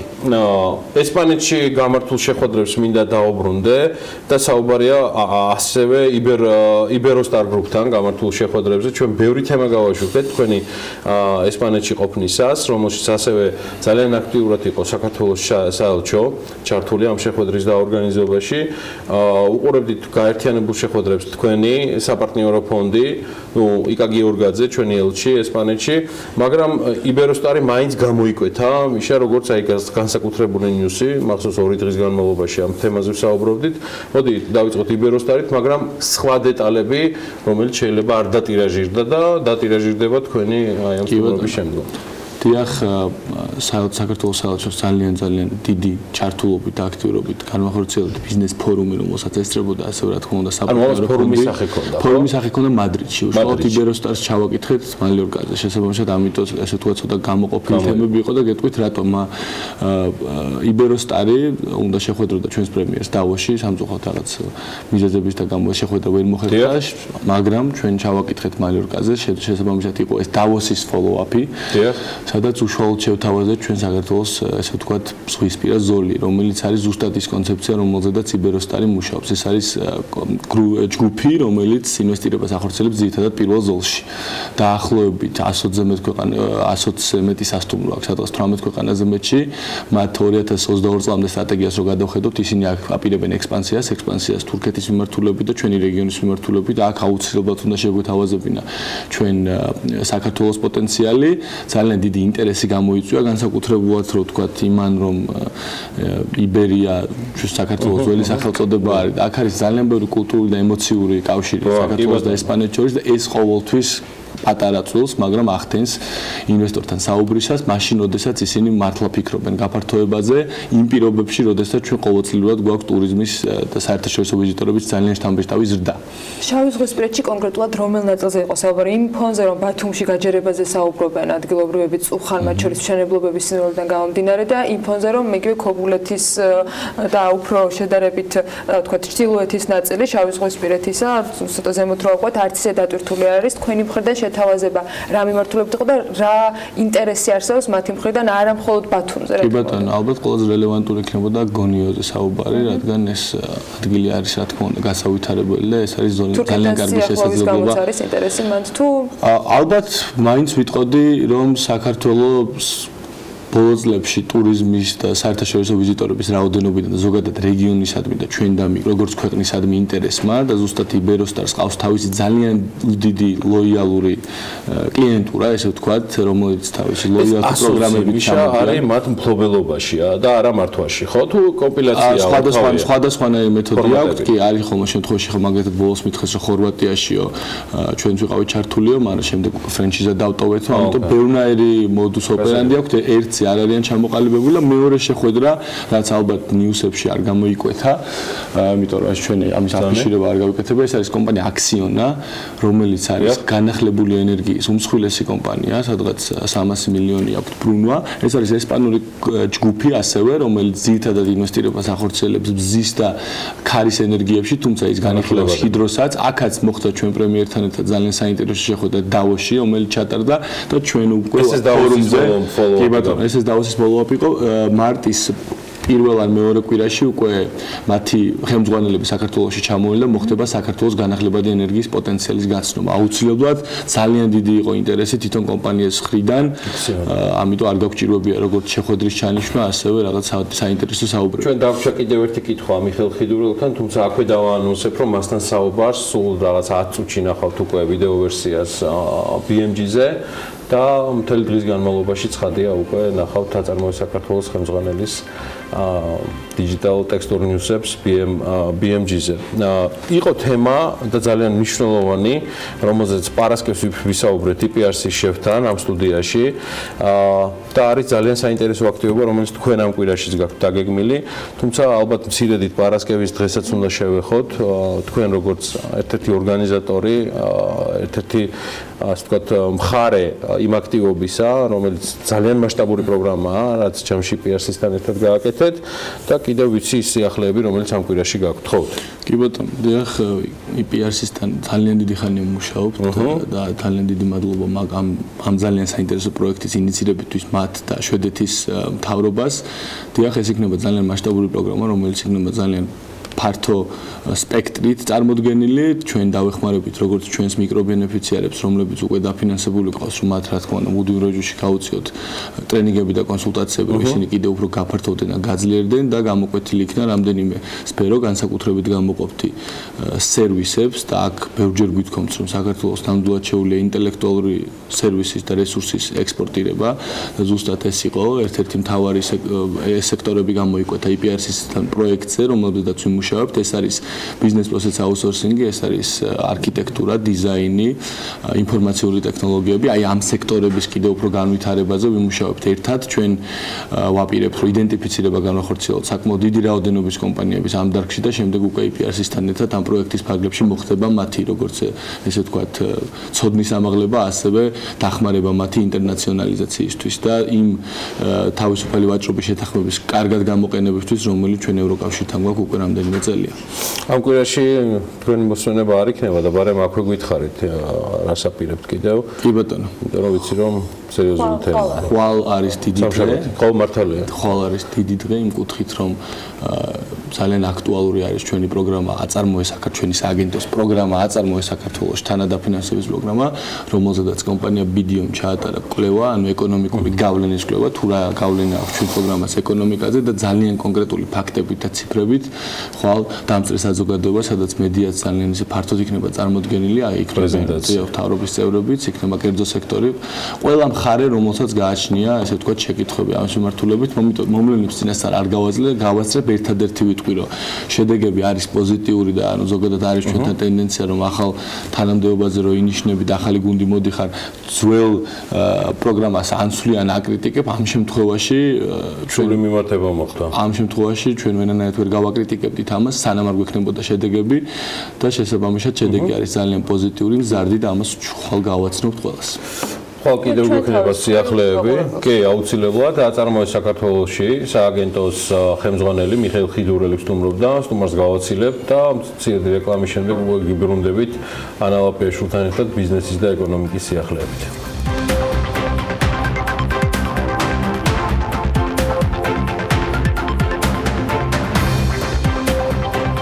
გავლენიანმა The Economist-მა სათაური ჩაუზღვის დაპატარავება ანაკლიის ღრმაწლოვანი პორტის შესახებ სტატია გამოაქვეყნა. სტატიაში ევროატლანტიკურ მისწრაფებებსა და მათ განხორციელებაში ახალი ინფრასტრუქტურის მნიშვნელობაზე არის საუბარი.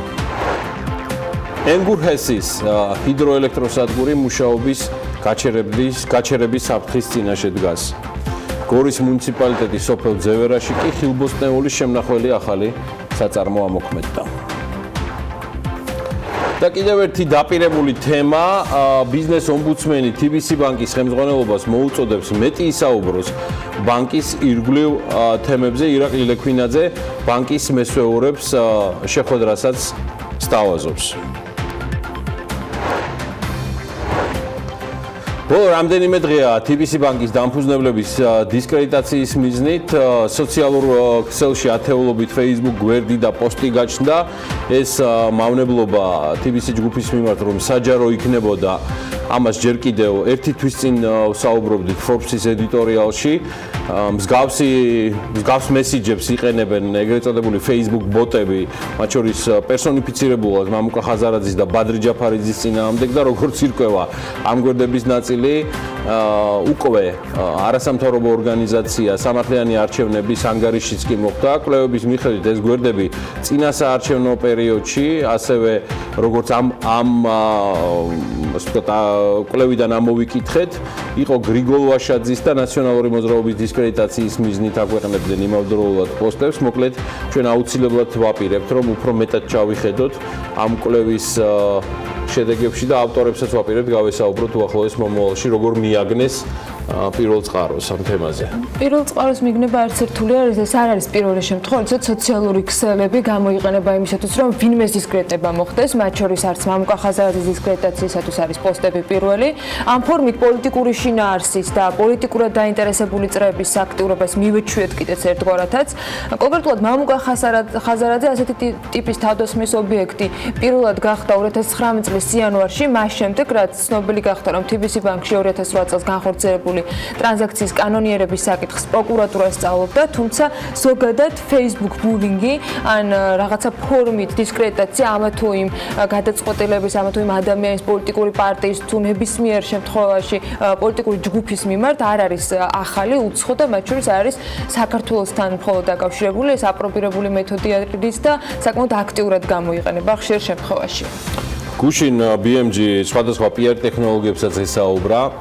მინდა გითხრათ და ერთ-ერთმა PR ტექნოლოგიების სპეციალისტმა ელდარ პირმისაშვილმა განაცხადა, რომ მსგავსი ტიპის პოსტები იდეაში ქვეყნის ბიზნეს გარემოს აყენებსიან, რადგან ისეთი წონის და კალიბრის ბიზნესმენი, როგორც ხაზარაძეა, მსგავსი ტერმინებით მოხსენიება.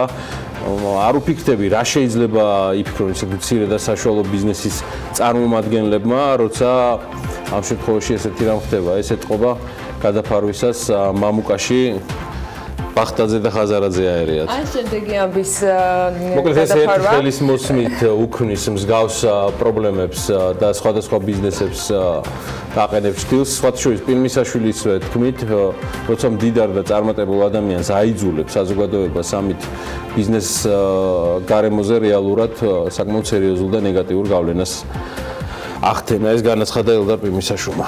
რაც შეეხება მამუკა ბახტაძეს, რომელთან დაკავშირებით მინდა რომ რამდენიმე სიახლე გაუზიარო ჩვენს მაყურებელს. გერმანიაში ვიზიტისას პრემიერ-მინისტრი გამოეხმაურა სწორედ TBC ბანკთან დაკავშირებულ თემას.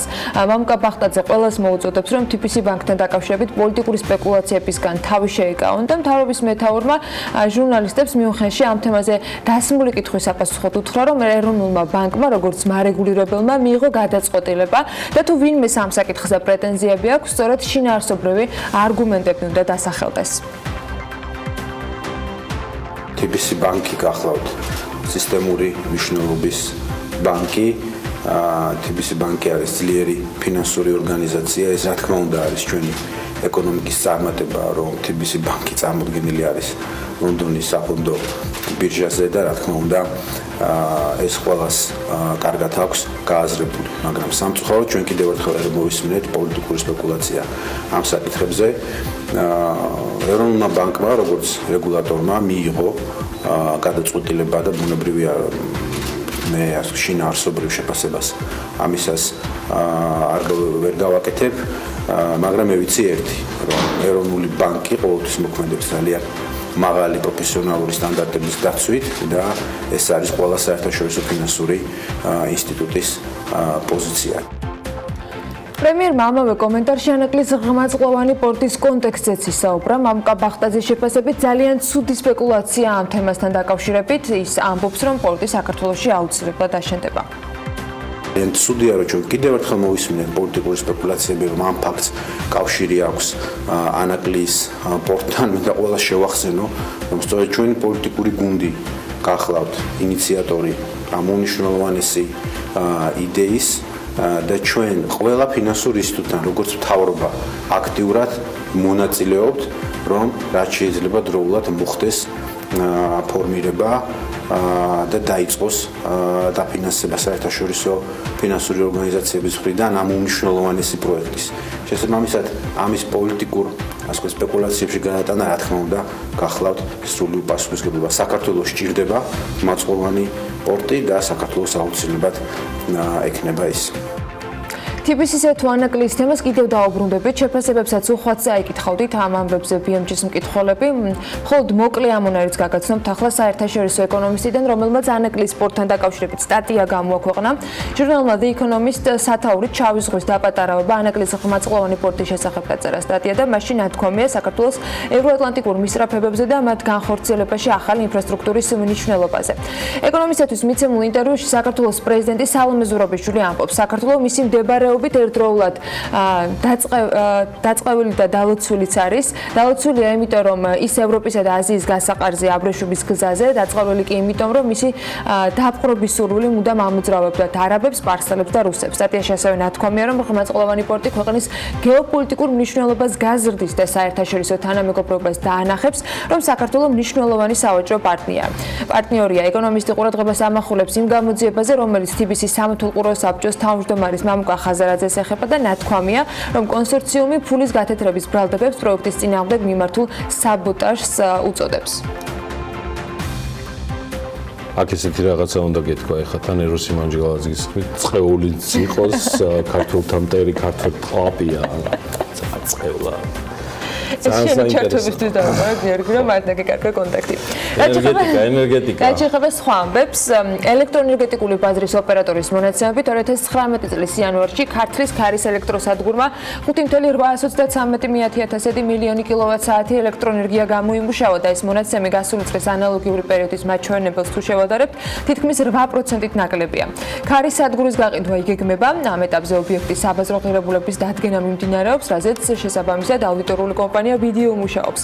მთავრობამ ქარის ელექტროსადგურის აქციები საქართველოს საფონდო ბირჟაზე 2017 წელს დაანონსა, რომ გაიყიდებოდა და მოქალაქეებს მათი შეძენა შესთავაზა.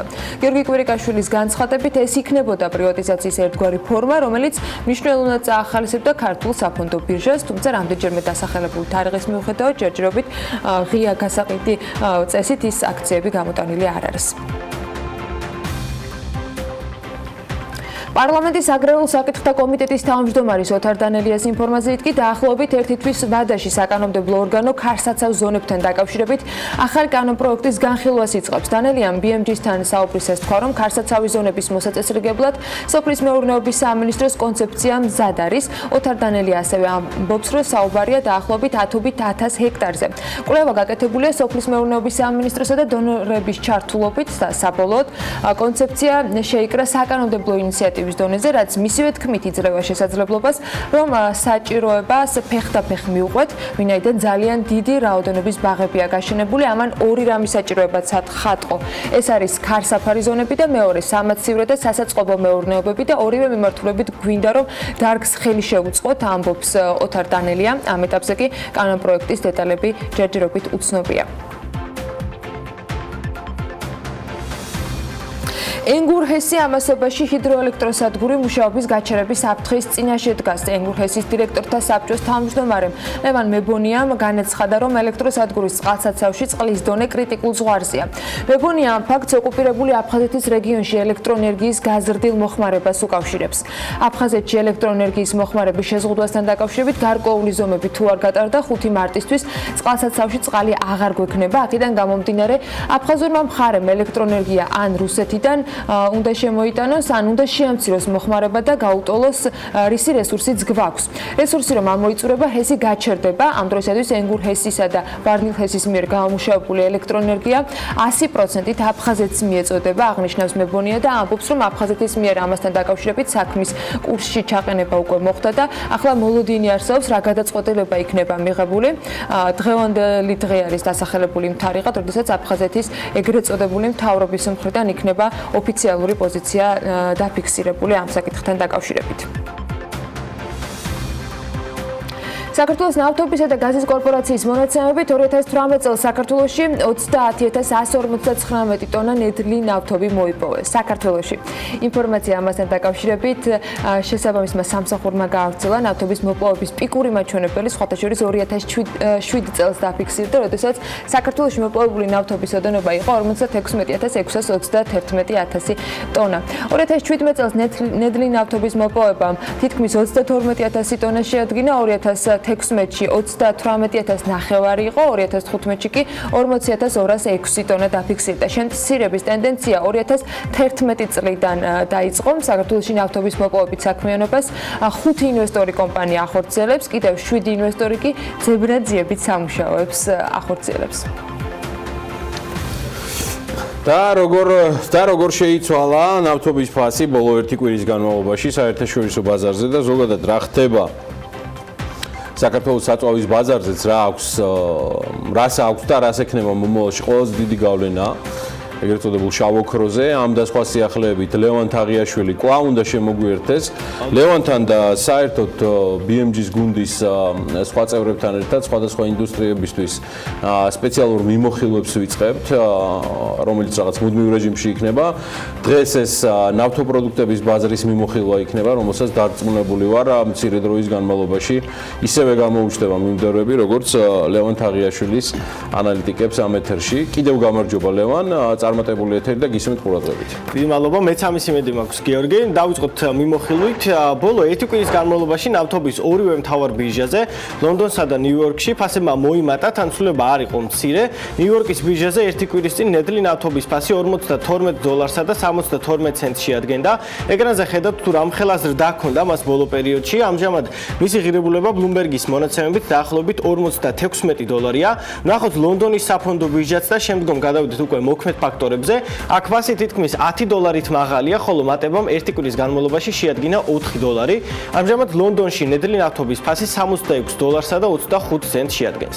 რაც შეეხება ნავთობის ფასზე მოქმედ ფაქტორებს, Reuters-ის ინფორმაციით ეს გამოწვეული იყო ოპეკის ქვეყნების მხრიდან მიწოდების შემცირებით. გამოცემის მიხედვით ასევე დიდი გავლენა იქონია ამერიკის შეერთებული შტატების ვენესუელაზე დაკისრებულმა სანქციებმაც. ოანდას ანალიტიკოსის ჯეფრი ჰოლის განცხადებით, ნავთობის ფასი მას შემდეგ გაიზარდა, რაც საუდის არაბეთმა ყოველდღიური ექსპორტის 500,000 ბარელით შემცირებაზე განაცხადა. გარდა ამისა, ვენესუელამ პოლიტიკური და ეკონომიკური კრიზისის ფონზე მხოლოდ ერთ წელიწადში 600,000 ბარელით შეამცირა ნავთობის წარმოება. და ბოლოს ყველაზე საინტერესო ნაწილი შემოვინახეთ, რა ხდება ქართულ ბაზარზე. All News-ის ინფორმაციით მონაცემების შემდეგია, სოკარის პრემიუმი $2.48 ღირს, რეგულარი შეძენა კი $2.38 შეგიძლიათ. ვისოლში ეკო პრემიუმის ფასი $2.57 ევრო, რეგულარის კი $2.59. ლუკოლში პრემიუმ ავანგარდი $2.48, რომპეტროლში კი ევრო პრემიუმი $2.57 ღირს. გავში GeForce პრემიუმის ფასი $2.49 შეადგენს, 8 განსხვავდება GeForce ევრო რეგულარის ღირებულება, რომელიც $2.51.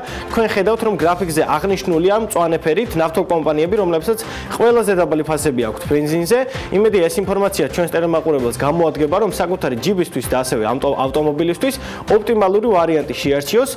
მომავალ კვირას ჩვენ უკვე საქართველოს ბაზარზე ერთ კვირაში განხორციელებული ფასების ცვლილებასაც შემოგთავაზებთ, რომელიც ალბათ ყველაზე მეტად აინტერესებს მაყურებელს.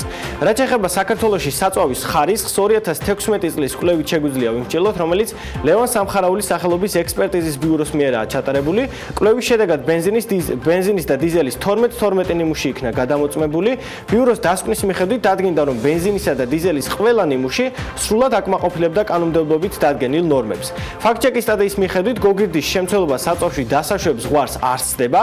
კვლევის ფარგლებში გოგირდის გარდა ტყვიისა და ოქტანობის რაოდენობის გადამოწმებაც მოხდა და გაირკვევა, რომ დარღვევები არც ამ კუთხით ფიქსირდება. გასათვალისწინებელია ის, რომ დადგენილი სტანდარტების დაცვის მიზნით უკანასკნელ პერიოდში კანონმდებლობა გამკაცრდა ადმინისტრაციულ სამართალდარღვევათა კოდექსში 2016 წელს ცვლილება განხორციელდა და მას ახალი მუხლი დაემატა, რომლის მიხედვითაც საქართველოს ტერიტორიაზე საწვავის ხარისხობრივი და შემადგენლობის ნორმების დარღვევის შემთხვევაში სანქციები დაწესდა.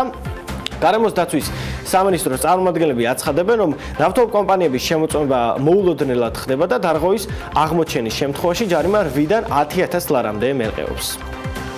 მადლობა ლევანს, თვითონაც დაანონსა, რომ ამას მუდმივად შემოგთავაზებთ შემდეგი კვირიდან, დავაკვირდებით და შევხედავთ ამბებს და შემდგომ ცადიან შემოგთავაზებთ. ამასობაში კი კიდევ ერთი ძალიან საინტერესო თემა, პრემიერ-მინისტრი მამუკა ბახტაძე დრეზდენში Volkswagen-ის ელექტრომობილების ქარხანაში იმყოფებოდა. მთავრობის მეთაურმა წარმოების პროცესი დაათვალიერა ქარხანის ხელმძღვანელი პირებისგან ელექტრომობილების აწყობის ტექნოლოგიების შესახებ ინფორმაცია მოისმინა.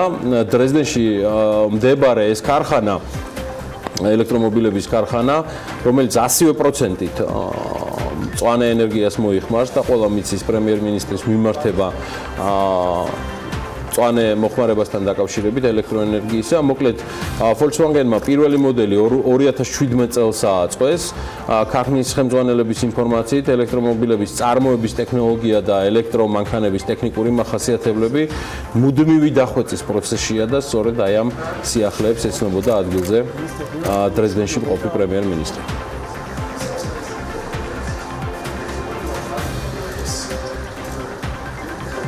დრეზდენიდან პირდაპირ გორის მუნიციპალიტეტში ვინაცვლებ, სადაც სოფელ ძევერაში ხილბოსნეულის შემნახველი ახალი საწარმო ამოქმედდა.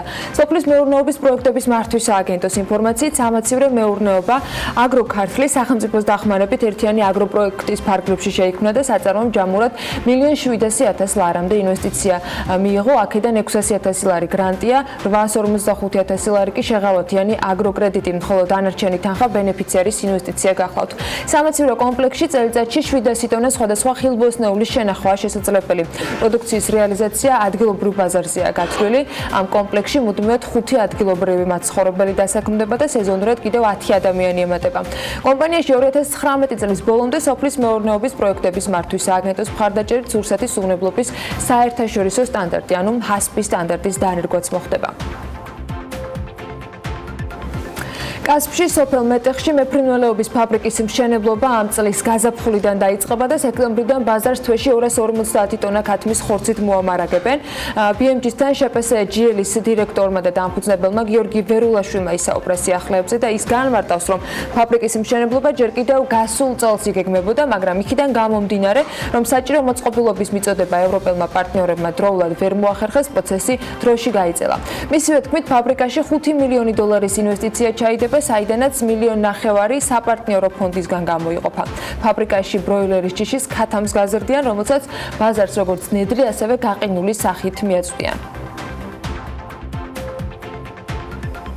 საქართველოს ეკონომიკისა და მდგრადი განვითარების მინისტრი ქუთაისში წყლის ელექტროგამათბობლების საწარმოში ატლანტიკ საქართველოში იყო ჩასული და წარმოების პროცესს გაეცნო. ეკონომიკის სამინისტროს ინფორმაციით, ქობულია საწარმოს ხელმძღვანელობა შეხვდა. საუბარი კომპანიის სამომავლო გეგმებს შეეხებოდა მის განვითარების პერსპექტივებთან ერთად.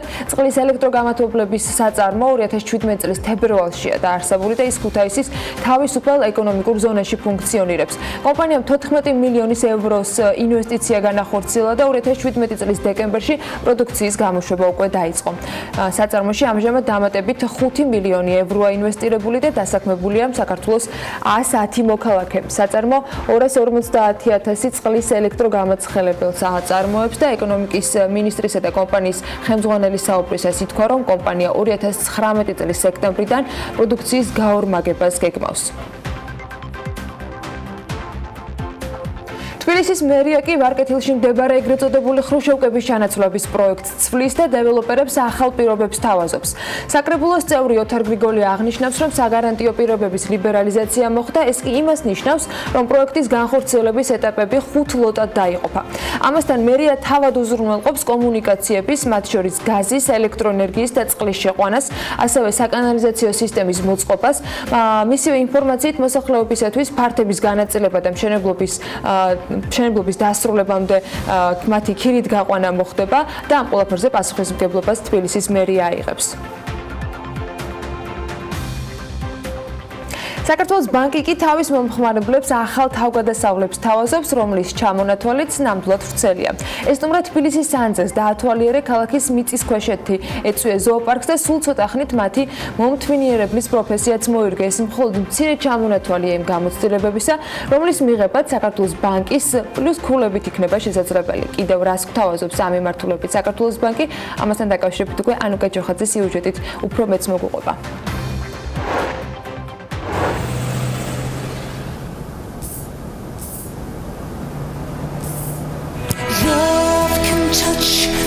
One time and to last for a lifetime.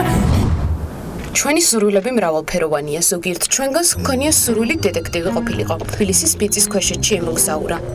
ზოოპარკში ცხოველების მომთვინიერებელი გამხდარიყო. მონაწილეობა მიიღო ოფროუდში და პროფესიონალი მრბოლერი ყოფილიყო.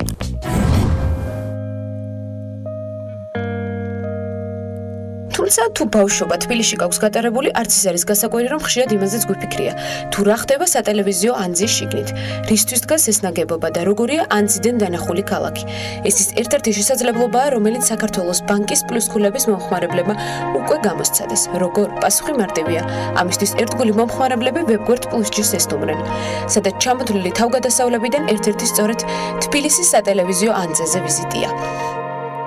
ცოტა ხნის წინ გამოჩნდა ეს რაღაც ახალი პროდუქტი, რომელშიც შეგიძლია მიიღო ისეთი პროდუქტი, რომელსაც რეალურად ფულით ვერ იყიდი. და მე ავიხდინე ჩემი ბავშვობის ოცნება, მთელი ცხოვრება ანძას უყურებ ქვემოდან. და გამოჩნდა თუ არა მეორე დღესვე, რა თქმა უნდა, პაემანი, რადგან ერქვა საყვარელ ადამიანთან ერთად, წავედი, ანუ გადავწყვიტე რომ ავსულიყავი, შევედი ძალიან მარტივად, ან ცოტა ქულაში გადავცვალე და აი მიუახლოვდი მთვარეს ძალიან ახლოს.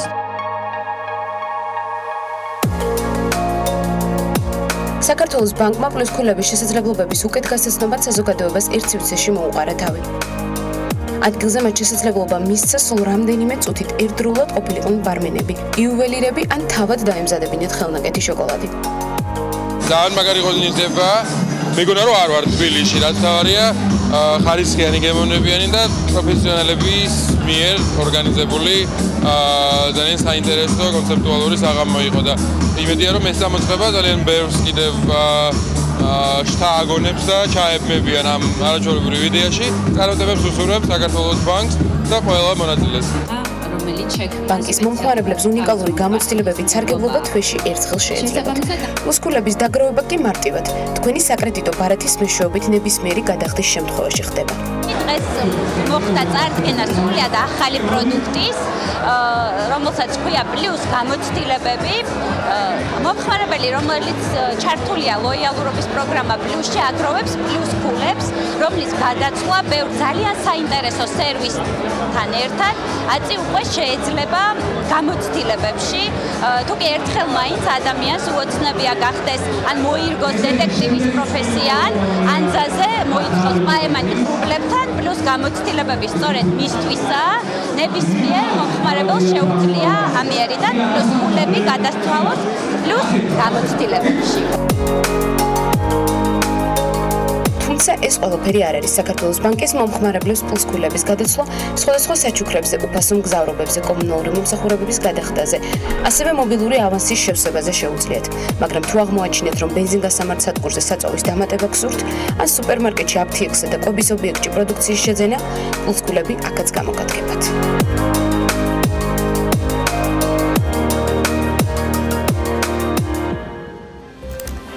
და შინაგან საქმეთა სამინისტროს საგანგებო სიტუაციების მართვის სამსახური. ვიცით გასული კვირიდან მოყოლებული, რომ საქართველოს მასშტაბით მათ სახანძრო უსაფრთხოების კუთხით კანონით განსაზღვრული შენობა ნაგებობების შემოწმების პროცესი და პროცედურების დაიწყეს. ეს მომდინარეობს ადმინისტრაციულ სამართალდამღებელთა კოდექსში შეტანილი ცვლილებებიდან გამომდინარე. სახანძრო უსაფრთხოების შემოწმებას დაექვემდებარა თითქმის მოდესები თუ თითქმის ყველა შენობა ნაგებობა და ასევე ძალიან მნიშვნელოვნად არის გაზრდილი სანქციებიც. სახანძრო უსაფრთხოების წესების და პირობების შესახებ ტექნიკური რეგლამენტის მოთხოვნის დარღვევან შეუსრულებლობა სწორედ ამ სანქციების ზრდის შემდეგ 500-დან 10,000 ლარამდე ჯარიმას ითვალისწინებს. ახსნებს. ჯერ მხოლოდ რამდენიმე დღეა რაც შემოწმების პროცესი მიმდინარეობს, თუმცა საინტერესო არის თუ არა შესაბამისი სამსახურის მხრიდან კანონდარღვევები გამოვლენილი და რის მიხედვით მოწმდება შენობები.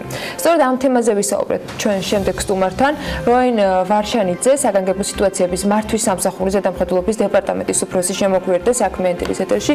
მოგესალმებით, მადლობა რომ ხართ ჩვენთან. საუბრის ბოლოს აუცილებლად მცირე სტატისტიკაზე გითხავთ, მაგრამ მინდა დავიწყოთ ჯერ რას ამოწმებთ, რის მიხედვით ამოწმებთ და რომელ შენობებს ამოწმებთ ამ ინფორმაციით. მოგესალმებით, მოგესალმებით გასმაყურებელს.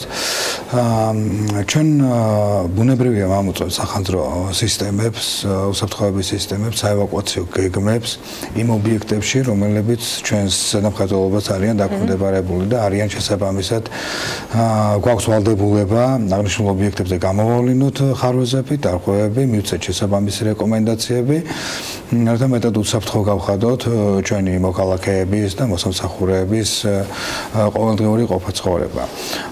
ეს შემოწმების პროცესი, სამ ეტაპად იყოფა. პირველი ეტაპი არის დეტალური შემოწმება, რაც ქვეყნის მასშტაბით დავიწყეთ და გვაქვს 2019 წელს გაწერილი გეგმა, რის საფუძველზე ჩვენ ქვეყნის მასშტაბით საერთო სურათი უნდა გქონდეს, თუ რა მდგომარეობაშია.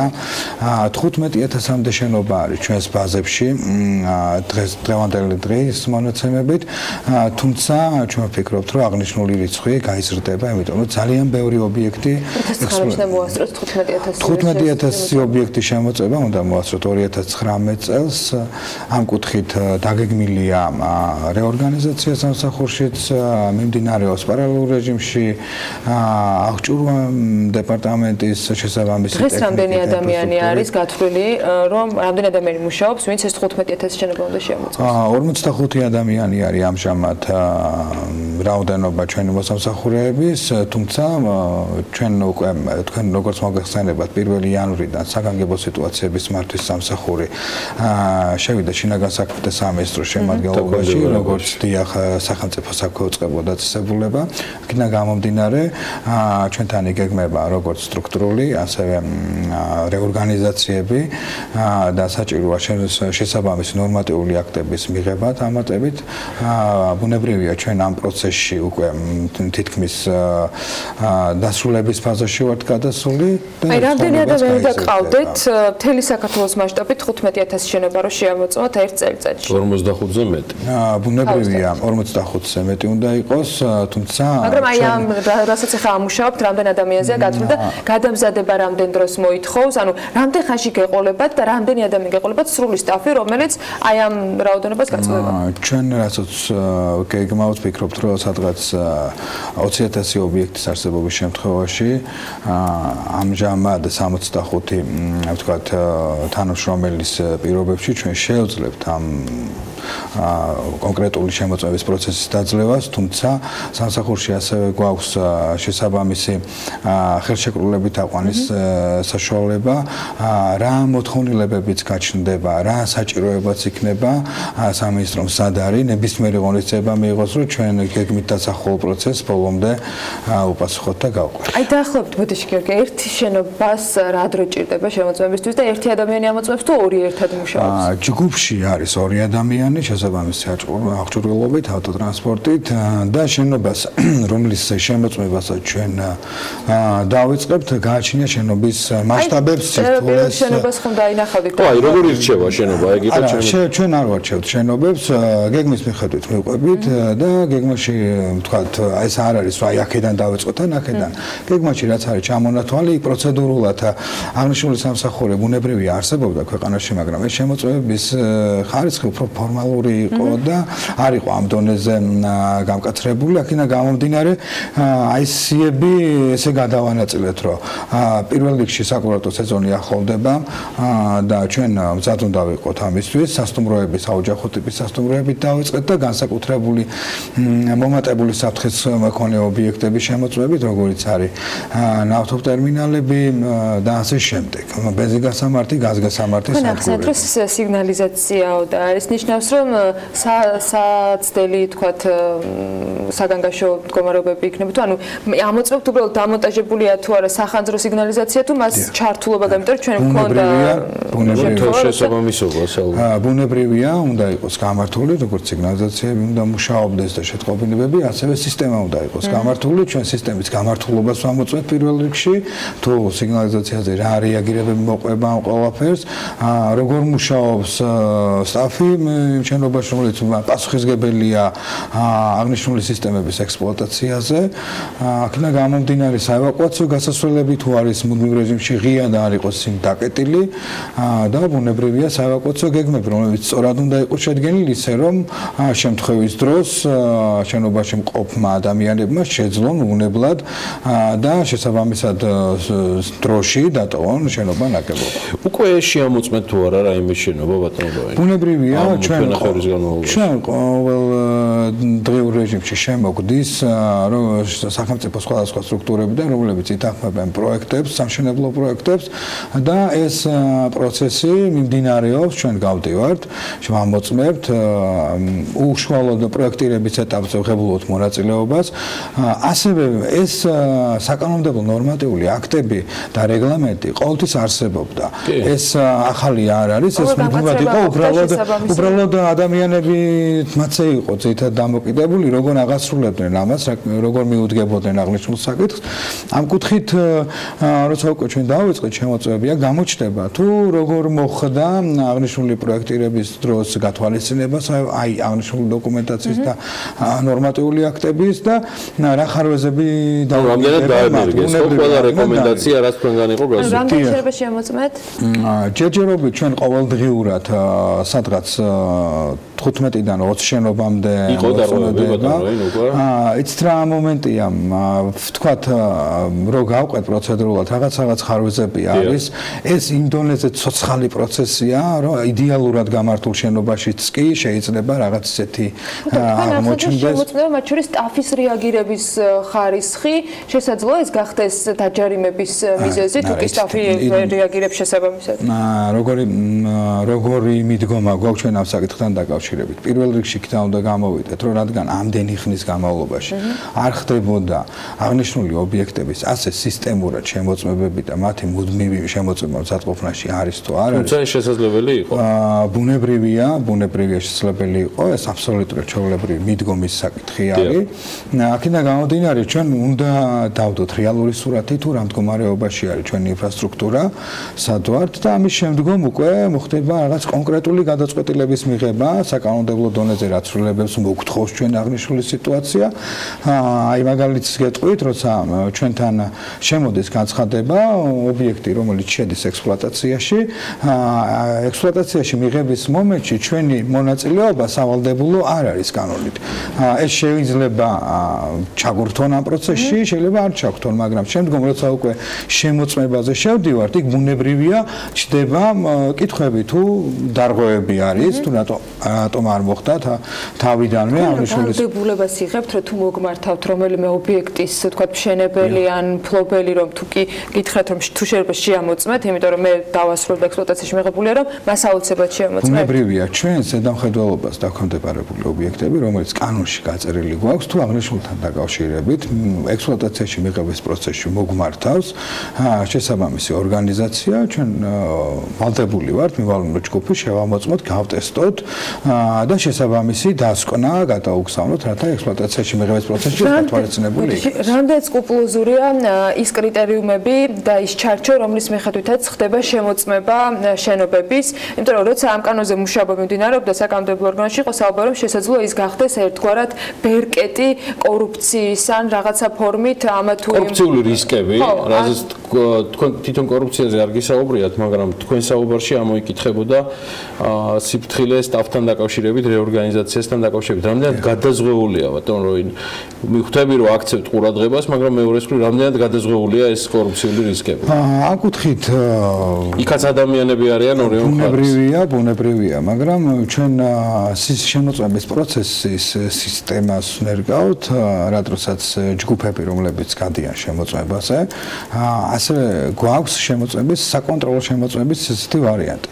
როცა შემოწმდება ობიექტი ერთხელ, სატესტო ჩვენ საკონტროლოდ ვამოწმებთ სხვა ჯგუფი აბსოლუტურად სხვა დავალებებით შედის თუ რა დონეზე კეთილსინდისიერად იქნება ჩვენი თანამშრომლების და ინსპექტორების მიერ განხორციელებული შემოწმება. ბუნებრივია საკონტროლო შემოწმების დროსაც ჯგუფის ოდენობა სხვადასხვა კვალიფიკაციის თანამშრომლებით არის დაკომპლექტებული, აქედან გამომდინარე იმის გამორიცხვა თუ რაიმე სახით კონკრეტობას ჰქონდა ადგილი ძალიან მარტივია და ვფიქრობ რომ ამ კუთხით ჩვენ ყველანაირ კითხვის ნიშანს მოხსნით ჩვენი თანამშრომლების მიერ. იქიდან გამომდინარე რომ 15-ში დაიწყო ეს შემოწმება, დღეს არის 18, მე მგონი ხო სწორად ანუ ბოლო ამ დღეების განმავლობაში თუ მოვიღებთ მაქსიმალურ რაოდენობას სოციალ, ანუ შეიძლება ვივარაუდოთ რომ 60-მდე შენობა უნდა გქონდეთ შემოწმება.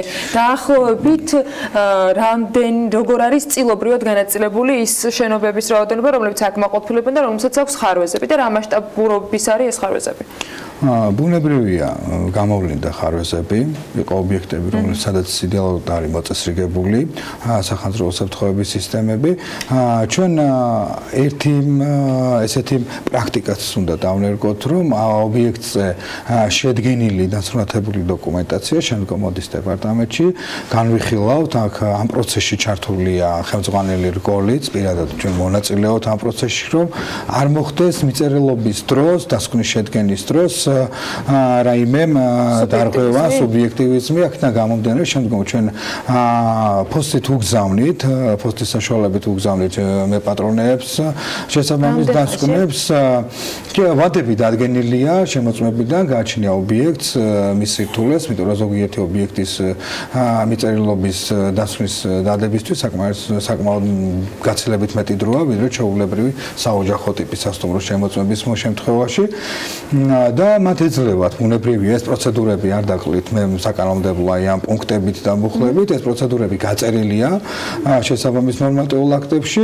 შემდგომში მათ უფლება აქვთ რომ გაასაჩივრონ აღნიშნული მიწერილობა ჩვენთან სასახურში სადაც უკვე მეპატრონესთან ერთად განვიხილავთ აღნიშნულ საკითხს ანუ საბოლოო ჯამში რა თემაზე შევჭერდებით ბუნებრივია ასევე რჩება კიდე სხვადასხვა ინსტანციები საბოლოო ჯამში როგორც მეპატრონეს ასევე სამსახურს აქვს უფლება მიმართოს სასამართლოს ობიექტის დახურვასთან დაკავშირებით, ასევე მეპატრონის აქვს უფლება გაასაჩივროს, ანუ საწარმოოს ხელმძღვანელს აღნიშნული გადაწყვეტილება, ანუ გვაქვს ესეთი დამოუკიდებელი ჯერჯერობით, ანუ არ არის ეს 3 და 4 დღიანი ვადა საკმარისი იმისთვის, რომ რაიმე სახის თქვა ბუნებრივია, მე ვფიქრობ ამას ჩვენ უკვე მონაცემებზე და სტატისტიკაზე, სურათს ქვეყანაში არსებული სიტუაციის მიხედვით რომ ვისაუბროთ, ამას რამოდენიმე თვე დაჭირდება და იქ უკვე შეგვეძლება ჩვენ რეალურად ვიცოდეთ სად უნდა წავიდეთ, რა კუთხით გვაქვს უფრო გამოსაკვეთი აღნიშნული ღონისძიებები.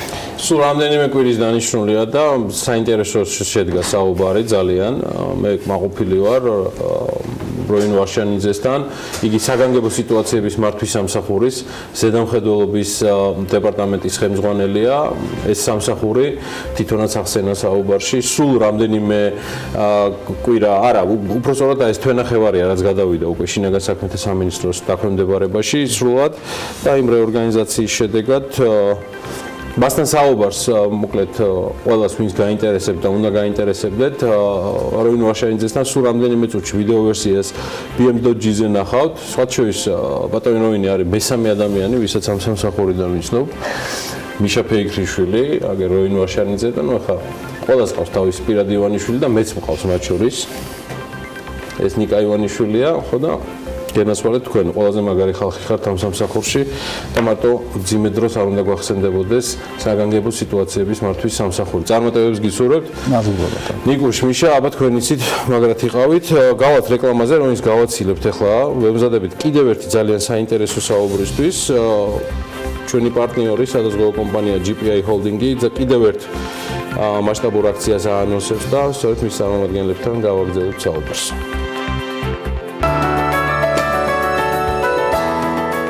ამინდის პროგნოზის სპონსორია დეველოპერული კომპანია ორიონ ჯგუფი.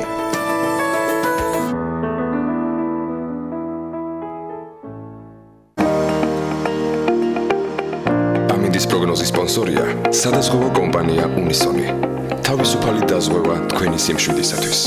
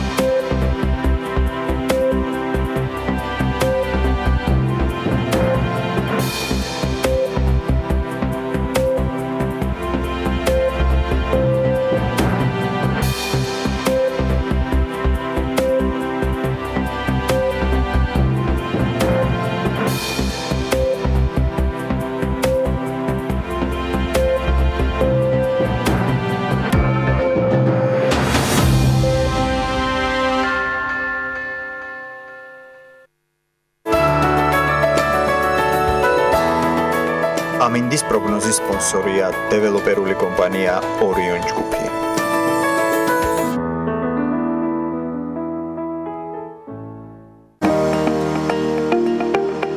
ამინდის პროგნოზის სპონსორია სადაზღვევო კომპანია უნისონი. თავისუფალი დაზღვევა თქვენი სიმშვიდისათვის.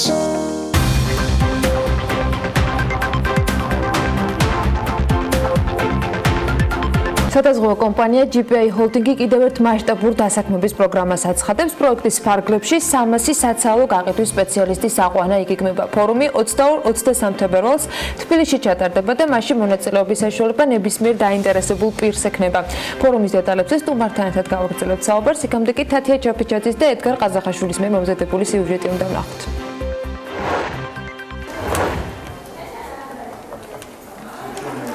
გამარჯობა ბატონო ვახტანგ, ნინო ვარ გვილავა GPI-დან. პირველ საათზე გვაქვს შეხვედრა ჩანიშნული. ხომ არაფერი შეცვლილა? კარგით შეხვედრამდე. ნინო გვილავა GPI ჰოლდინგის გუნდს 2017 წელს ჩატარებული დასაქმების ფორუმის შემდეგ შეუერთდა. მისი ძირითადი საქმიანობა პოტენციური მომხმარებლების მოზიდვა და მათზე მორგებული შეთავაზებების გაკეთება. თუმცა ყველაზე მთავარი მათთან მუდმივი კონტაქტი და საჭირო დროს საჭირო ფინანსური რჩევის მიცემა. ჩემთვის ეს სამსახური ძალიან მნიშვნელოვანი არის პროფესიული კუთხით, იმიტომ რომ მუდმივად ხდება გაზრდა პროფესიული თვალსაზრისით. ეს არის სტაბილური ურთიერთობა კლიენტებთან, ეს არის იმედი, რომელსაც ჩვენ ვსახავთ ჩვენს კლიენტებს. კლიენტს ნებისმიერ დროს შეუძლია სამსახურის საკითხთან დაკავშირებით დარეკოს და მივცეთ ჩვენ კომპეტენტური რჩევები.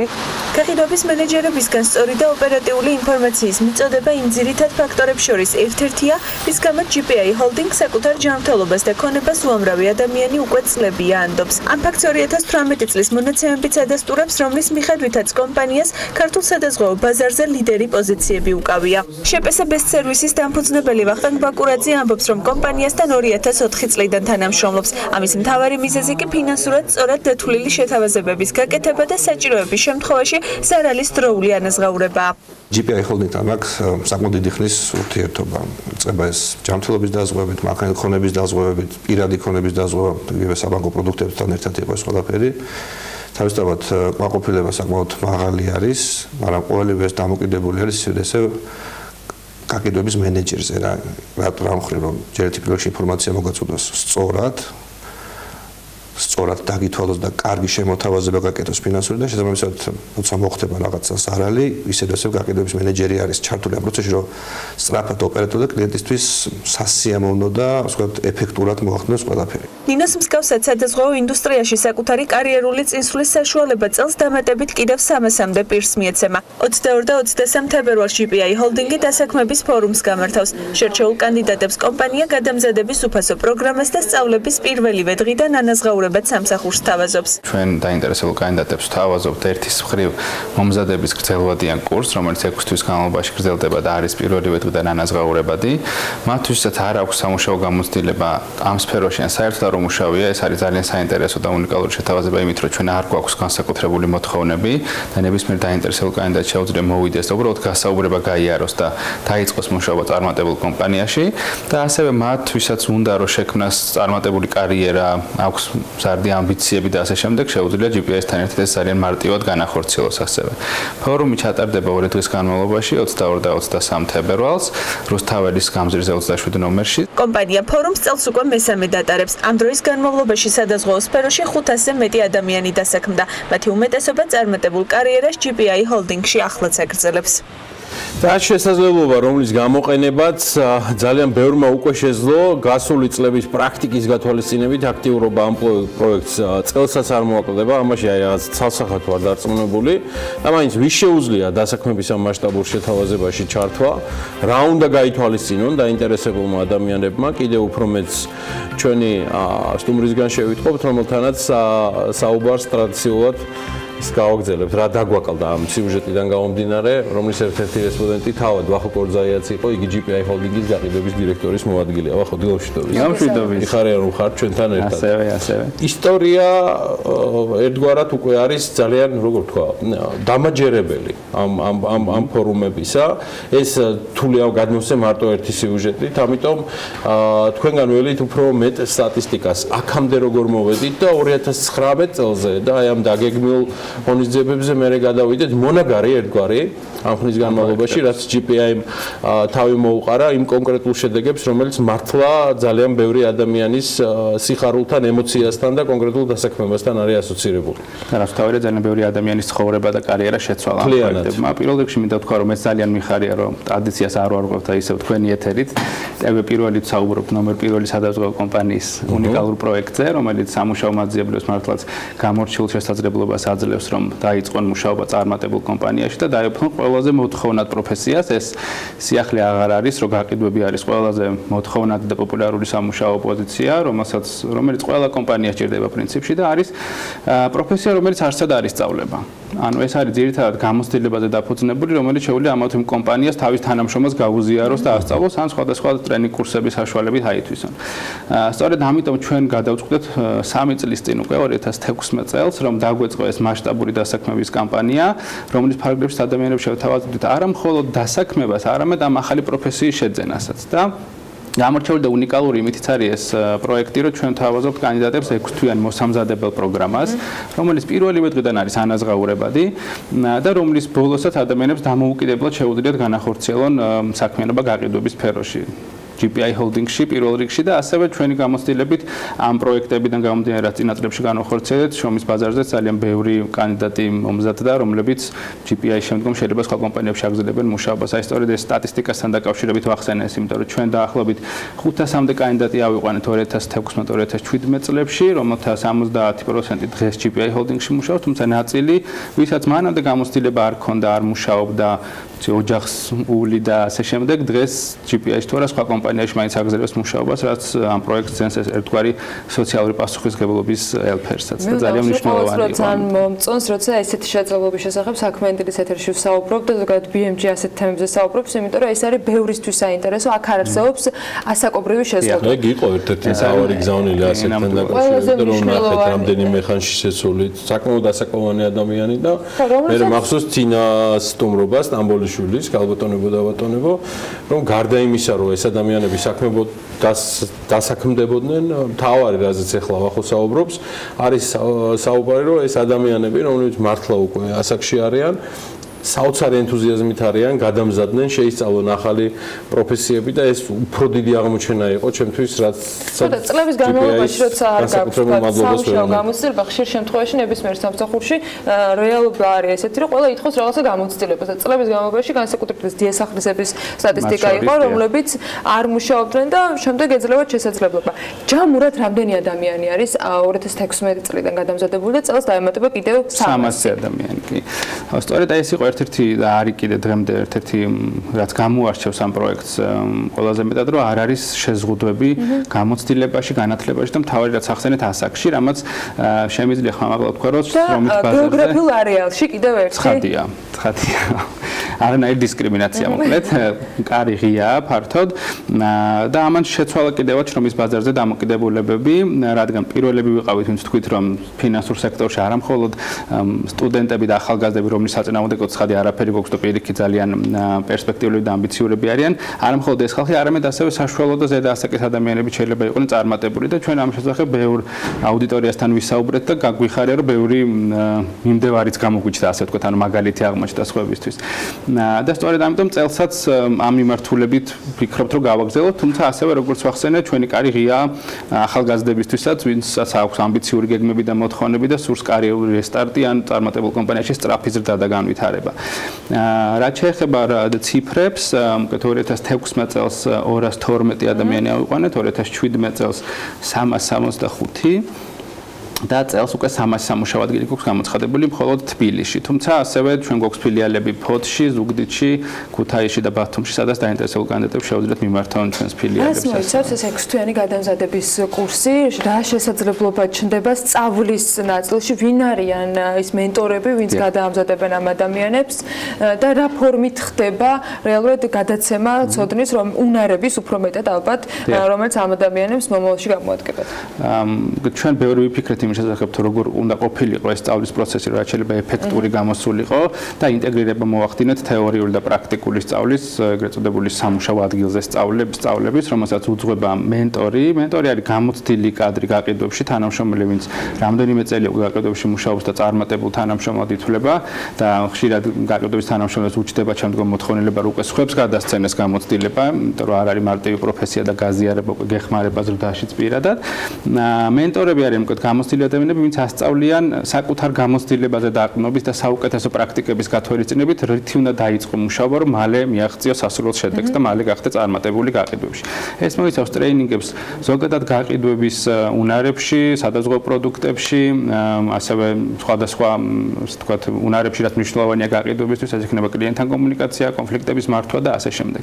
ეს 6 თვის განმავლობაში ხდება გარკვეული პერიოდულობით, 2 კვირაში ერთხელ, თვეში ერთხელ სხვადასხვა ტრენინგების სახით და დანარჩენი პერიოდი ჩვეულებრივად სამუშაო პერიოდია, რომელიც ანაზღაურებადია, ხოლო 6 თვის თავზე უკვე, ასე ვთქვათ, სრულად ლიცენზირებული გაყიდვების დაზღვევის გაყიდვების თანამშრომელს ვღებულობთ.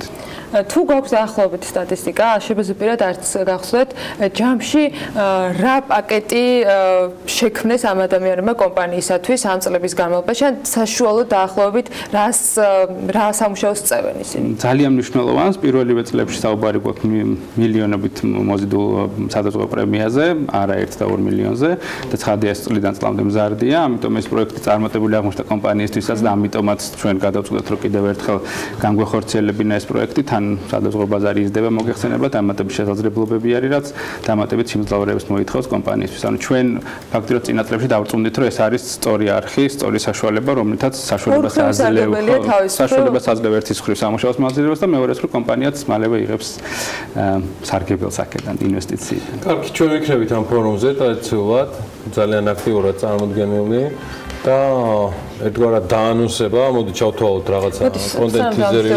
ერთ მოკლე კითხვას ტექნიკურს როგორ უნდა დარეგისტრირდნენ, როგორ უნდა მოხდნენ ფორუმზე, ეს მნიშვნელოვანი ნაწილი არის.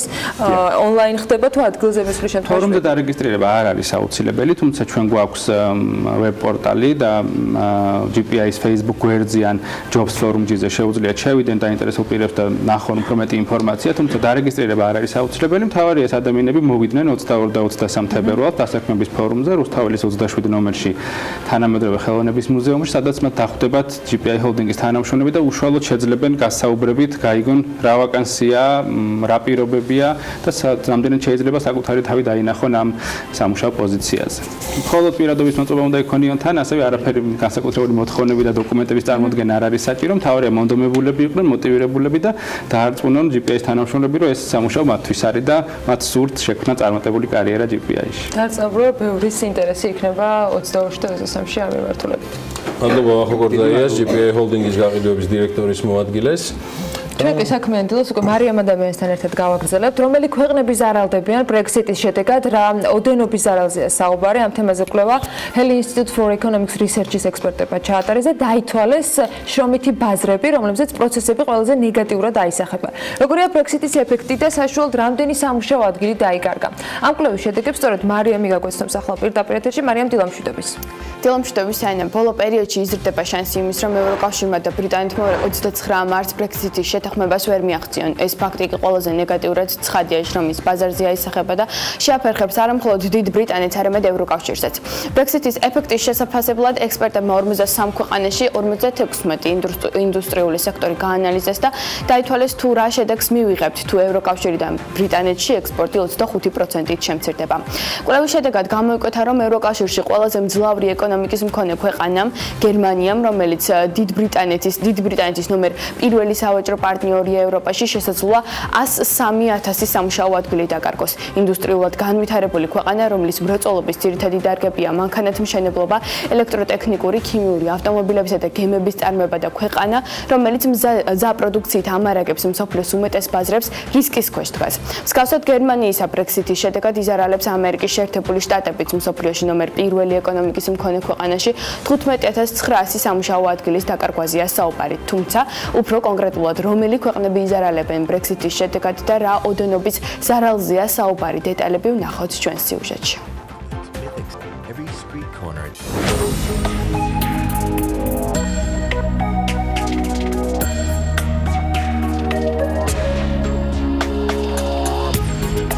58,800. ეს ჩინეთში სამუშაო ადგილების რაოდენობაა, რომლებიც რისკის ქვეშ დგანან. ამერიკის შეერთებული შტატების შემდეგ მსოფლიოში რიგით მეორე ეკონომიკის მქონე ქვეყანას ბრექსიტი მნიშვნელოვნად დააზარალებს. ეს ის ქვეყანაა, რომელიც ფლობს ნავთობის, გოგირდის, სპილენძისა და სხვადასხვა სახის მარილების უდიდეს მარაგს, სადაც მოიპოვება თითქმის ყველა სახის სასარგებლო წიაღისეული, რომელიც მდიდარია ენერგეტიკული რესურსებით და ქვეყანა, რომელიც პირველია ჰიდრორესურსების მარაგით. ბრექსიტის შედეგებს ითვლიან საფრანგეთშიც, სადაც 59,800 სამუშაო ადგილია რისკის ქვეშ. საფრანგეთი გერმანიის შემდეგ ევროკავშირში ეკონომიკური მაჩვენებლით მეორე ქვეყანაა და მსოფლიო ქვეყნების ათეულშიც სტაბილურად სახელდება. ეკონომიკის მამოძრავებელი ძალა კი მომსახურების სექტორშია გადანაწილებული, სადაც ეკონომიკურად აქტიური მოსახლეობის 76.7% იყრის თავს. ხოლო მის სავაჭრო პარტნიორებს შორის ისეთი ქვეყნების სახელდება, როგორებიც არის გერმანია, ბელგია, იტალია, ესპანეთი, დიდი ბრიტანეთი და ნიდერლანდები. 46,500 ადამიანი დაკარგავს სამუშაო ადგილს ბრექსიტის შედეგად პოლონეთშიც.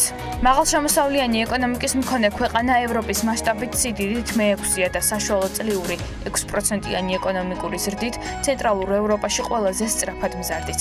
დღეს ქვეყანა გარკვეულ ეკონომიკურ სირთულეებს განიცდის, მათ შორის ჯანდაცვის, განათლებისა და საპენსიო სისტემის მიმართულებებით. სავაჭრო პარტნიორი ქვეყნები კი გერმანია, საფრანგეთი, რუსეთი, ჩინეთი და ჩეხეთია. ვერც იტალია გადაიტანს ბრექსიტს უმტკივნეულოდ, რადგან სავარაუდო რიცხვი დაკარგული სამუშაო ადგილების 46,200-ს უტოლდება. ქვეყანა, რომელიც ევროკავშირის რიგით მესამე ქვეყანაა ძლიერი სახელმწიფო სექტორით და რომლის ძირითადი პოტენციალი თავს სამრეწველო სამკუთხედში მილანი, ტურინი, გენუაში იყრის. ზარალი კი ვერც ინდოეთს ასწდება. ქვეყანა, რომელშიც განვითარებულია აგრომრეწველობა და რომელსაც ბევრი პრობლემის მიუხედავად ბოლო წლებში ეკონომიკაში დიდი გამოწვევები აქვს, 33,300 სამუშაო ადგილს დაკარგავს.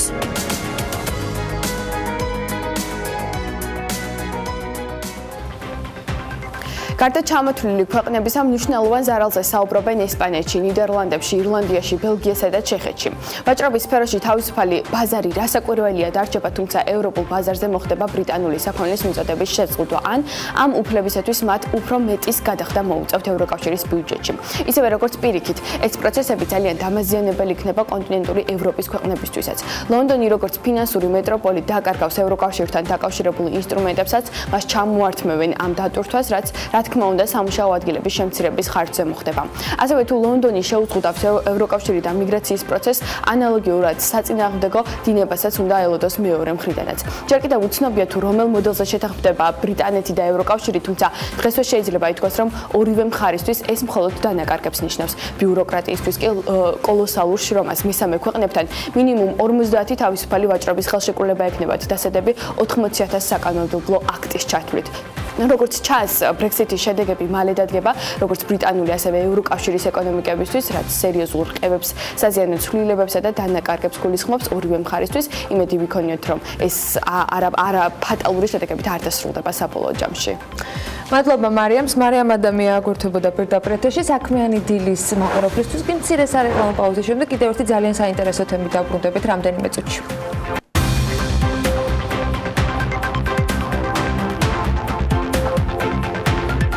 გასული კვირის მიწურულს ეროვნული ბანკის მოთხოვნამ, რომელიც TBC ბანკს გადაუგზავნდა, რომთაც მამუკა ხაზარაძისთვის და ბადრი ჯაფარიძისთვის უფლებამოსილების შეწყვეტა ითხოვა, ნახევარი წლის წინ დაწყებული გამოძიება, რომლის შესახებაც ფართო საზოგადოებამ იანვარში შეიტყო, აქტუალურ განსახილველ თემად კიდევ ერთხელ აქცია. რა თქმა უნდა, რთულია ეს იყოს ბოლო ეტაპი, ან თუნდაც იმის თქმა, მე რამდენია საქმეში, რომელიც 10 წლიანი დაძველების ტრანზაქციას უკავშირდება, მაგრამ ფაქტია, რომ საქმე სულ უფრო მეტად ხურდება და ის აისახება ძალიან ბევრ მიმართულებაზე.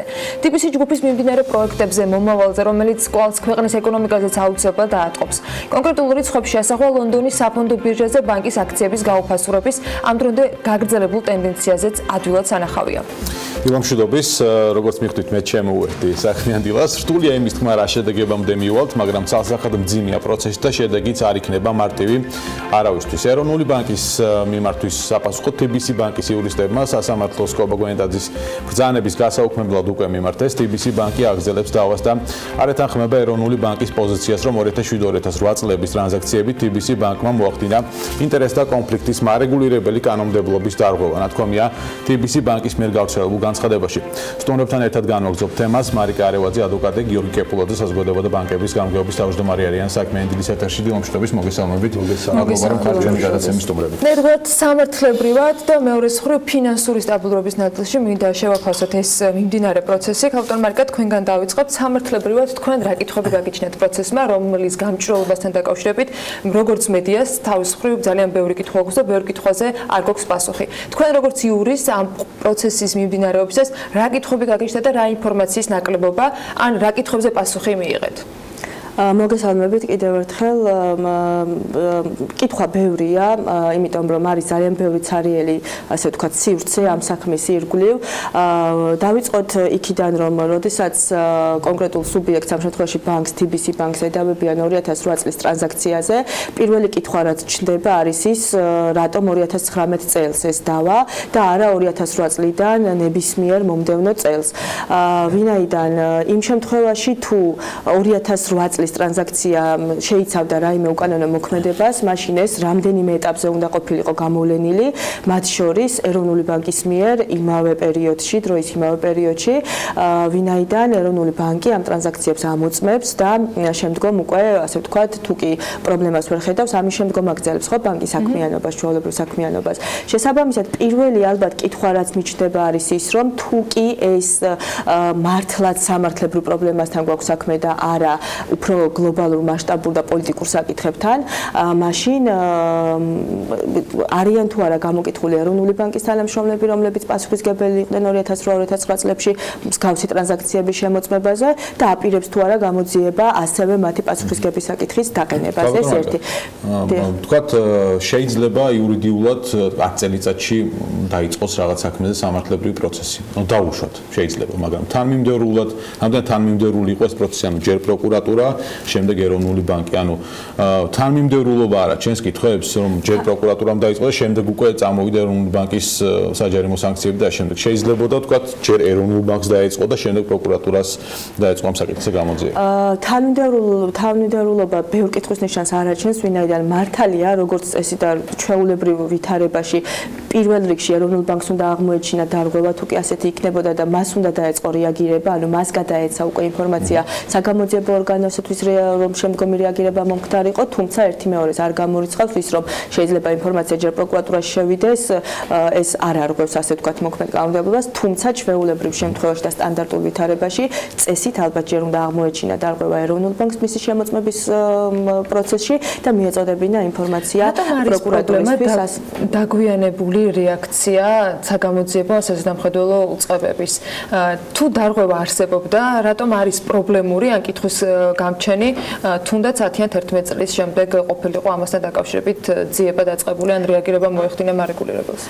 მოდით პირველ რიგში დავიწყოთ ცოტა გავცდები სამართლებრივ შეფასებას, სხვანაირად წარმოუდგენელი ახლა რომ მოგაწოდოთ აზრი, ვინაიდან ჩვენ ყველას კარგად გვახსოვს ალბათ ცოტა ხნის წინ, წინა საპრეზიდენტო არჩევნების წინ პერიოდში ასე ვთქვათ, როდესაც აშკარა უკმაყოფილება იქნა დაფიქსირებული კონკრეტულად ხაზარაძის მიმართ ივანიშვილის მხრიდან და შესაბამისად ამ პროცესებს ლოგიკური ჯაჭვირო გადავაბათ, იყო მერე დაპირება რომ რაღაც პროცესები დაალაგდებოდა და ამ ყველაფერს მოყვება შედეგად ის რაც მოყვება და აჩენს ეს თავის მხრივ დამატებით კითხვის ნიშნებს და მათ შორის დროსთან დაკავშირებით, ვინაიდან თუ ეს მასში არ არის პოლიტიკურ პროცესებთან, მაშინ რატომ დღეს 2010-11 წლის წინანდელი დაიწყო ბევრად ადრე ვიდრე იქნებოდა მათ შორის ეს განცხადება 2018 წლის მაისში გავრცელებული ინფორმაციით 2018 წლის მაისში დაიწყო 10 წლიანი სხვაობა მაინც გამოდის, ვინაიდან სადავო ტრანზაქციები, როგორც მე ვნახე ინფორმაციას გავეცანი, 2008 წლის აპრილში იყო ერთი და მეორე მაისში, შესაბამისად 10 წლიანი ვადა არის გასული. თვითონ ხანდაზმულობას რაც შეეხება გააჩნია კატეგორიას დანაშაულის სიმძიმეს იმის მიხედვით, ანუ შესაძლებელია რომ გამოძიება განხორციელდეს და პასუხისმგებლობის საკითხიც დადგეს. აქ ერთ მნიშვნელოვან ნიუანსს მინდა ხაზი გაუსვა.